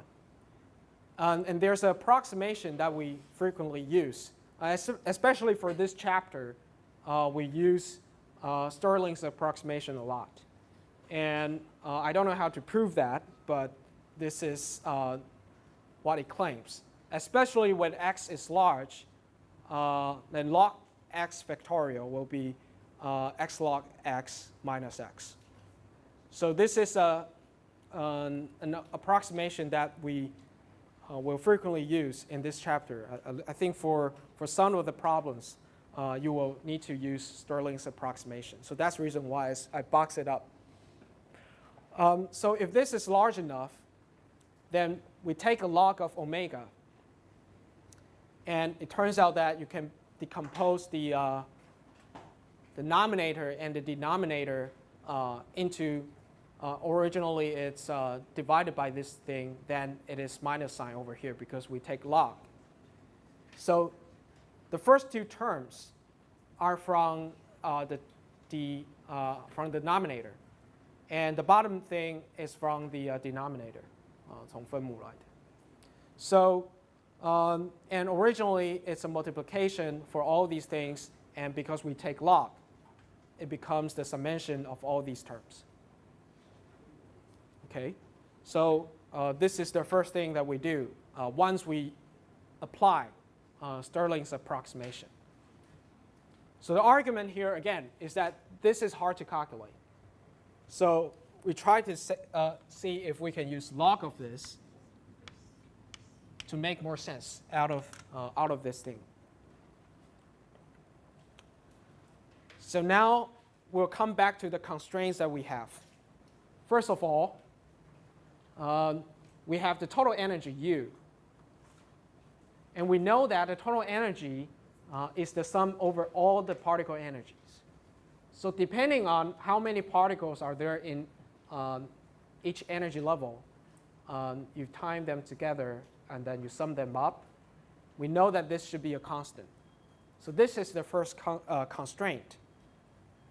And the second one I've already mentioned over here is that the particle numbers will be fixed. So if you sum them up, this is also constant. And the change of energy or internal energy, while it's in the equilibrium state, we know that it should be 0. Remember, at the very end of the last chapter, we state that when the equilibrium is reached, the entropy is at its maximum, and so as the internal energy will be at its extreme state. So therefore, delta U should be 0 when you have U being a constant. And that will be the same for the number. So delta N will also be 0. So these two are very important constraints. So next, we talk about omega as omega max. When the omega is reaching omega max, it also means that delta log omega should be 0. And we know that delta log omega is something like this. And you'll see that when we take delta in front of log omega, these things are all zeros. Because for the first two terms, these are all constants. So when you take delta, these first two terms are 0. So only this summation needs to be played with. That's the reason why we have this over here, these things over here. So if you're not sure, of course, I should probably go through that. Should be hard, I guess. Let's write this down again. Minus n.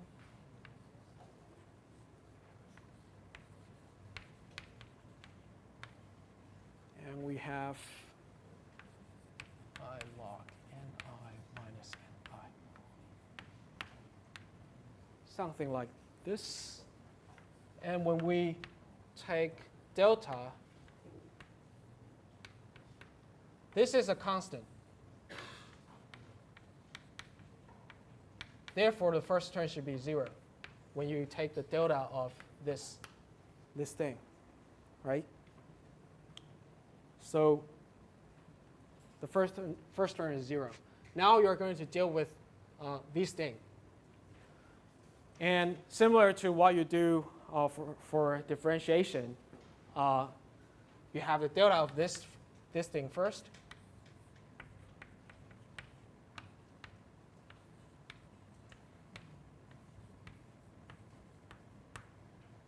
And then you have the delta of this thing. Therefore, ni. And log ni, if you do that, will be something like this. And then the last term over here is this. So eventually, this cancels out. And what did I miss? This should be a plus sign, right? Yeah. So this and this will cancel out. So in the end, you only have this term.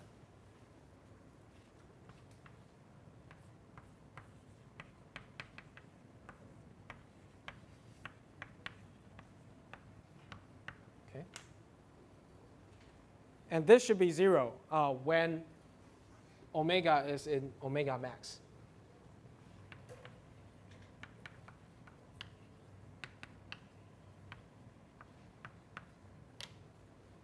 Because right now, omega is in its extreme value. So d omega max should be 0. Or d log omega max should be 0. So the sets of values for particle numbers among these states, for the most probable distribution, can be solved using the method of undetermined multipliers. So this method is called undetermined multipliers. It's kind of, it's not that easy to understand, but please bear with me. So there are several constraints, and we know that all these constraints have to be satisfied in order to solve for these ni's. So the boxed ones, the red boxes, this one we just wrote down, and these two, these things are the constraints that we have. These things are the constraints that we have. But to rewrite, for instance, this one, we put a prefactor in front of it to make sure that when we try to arrange these things together, they are in the same unit. Okay? So for this one, we know this is unitless, right? There's no energy involved, in this equation. So this is unitless.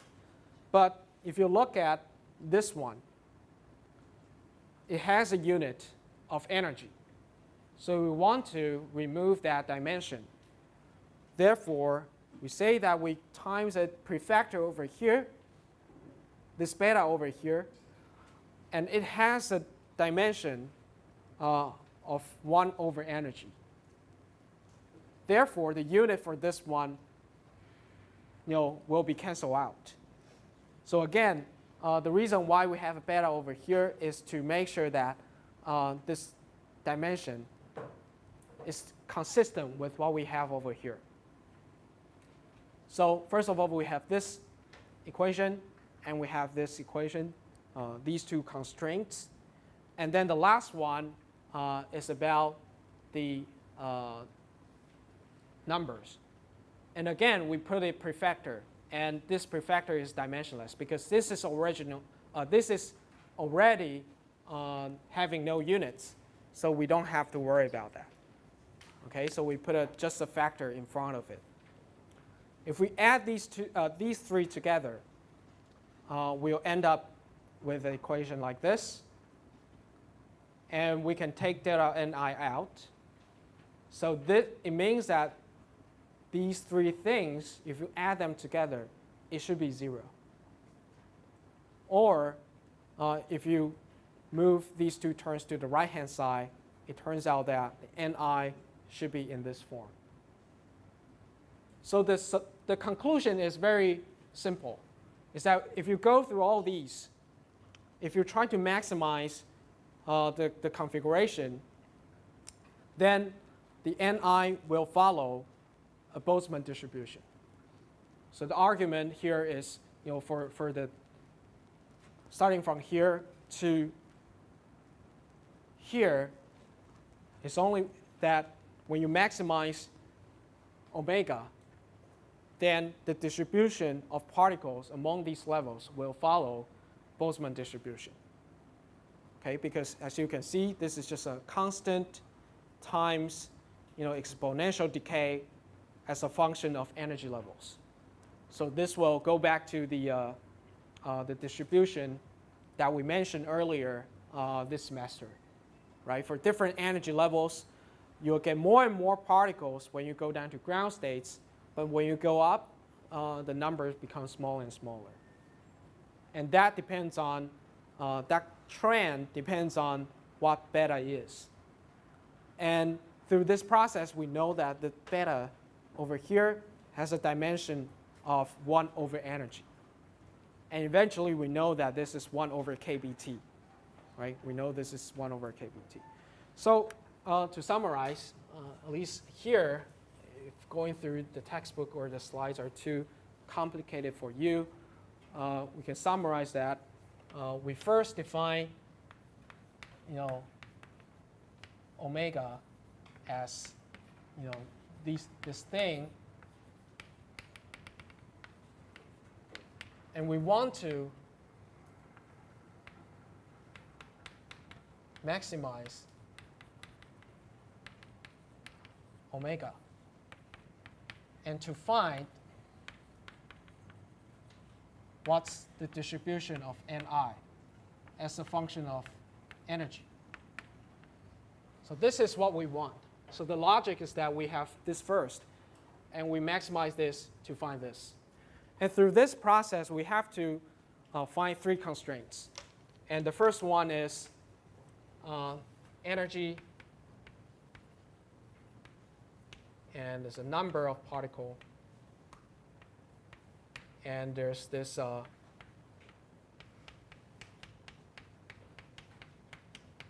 multiplicity, or the configuration that we just mentioned. So this is a more formal way to call omega. That is the multiplicity of the system, like how many ways to combine these particles. So the energy is U, right? And the number is N, and the multiplicity is omega. And the constraints that we have, we go through this, right? The constraint delta U is 0, delta N is 0, and delta log omega is 0. And the reason why we use log omega is because it's easier to calculate, such that we can use Stirling approximation.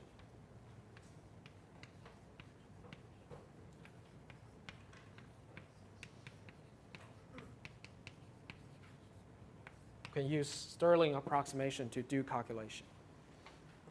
So the constraints are these 3, and eventually we have, what are the things we have? This gives us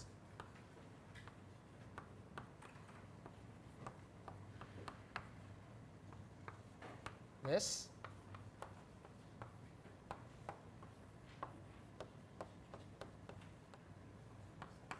And this last thing gives us, I just copy that.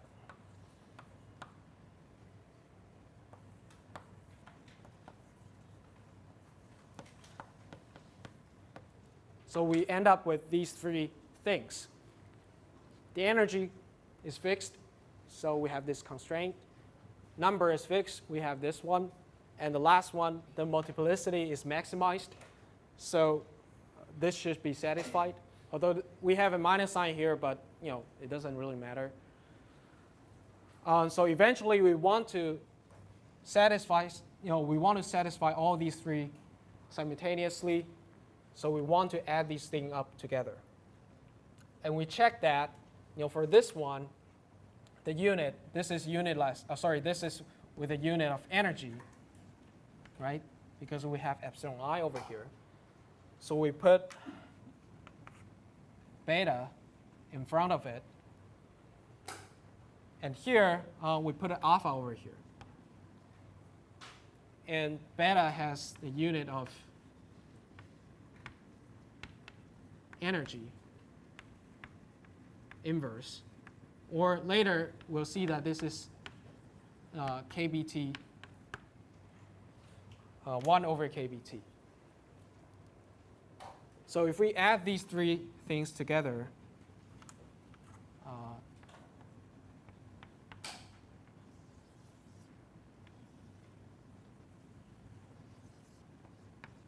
it should be 0. Right? And remember, we can take delta Ni out of all these three. So eventually, we'll see beta epsilon I plus alpha plus log Ni as 0. So you will get the final equation here. So this is sort of the summary of what we just went through.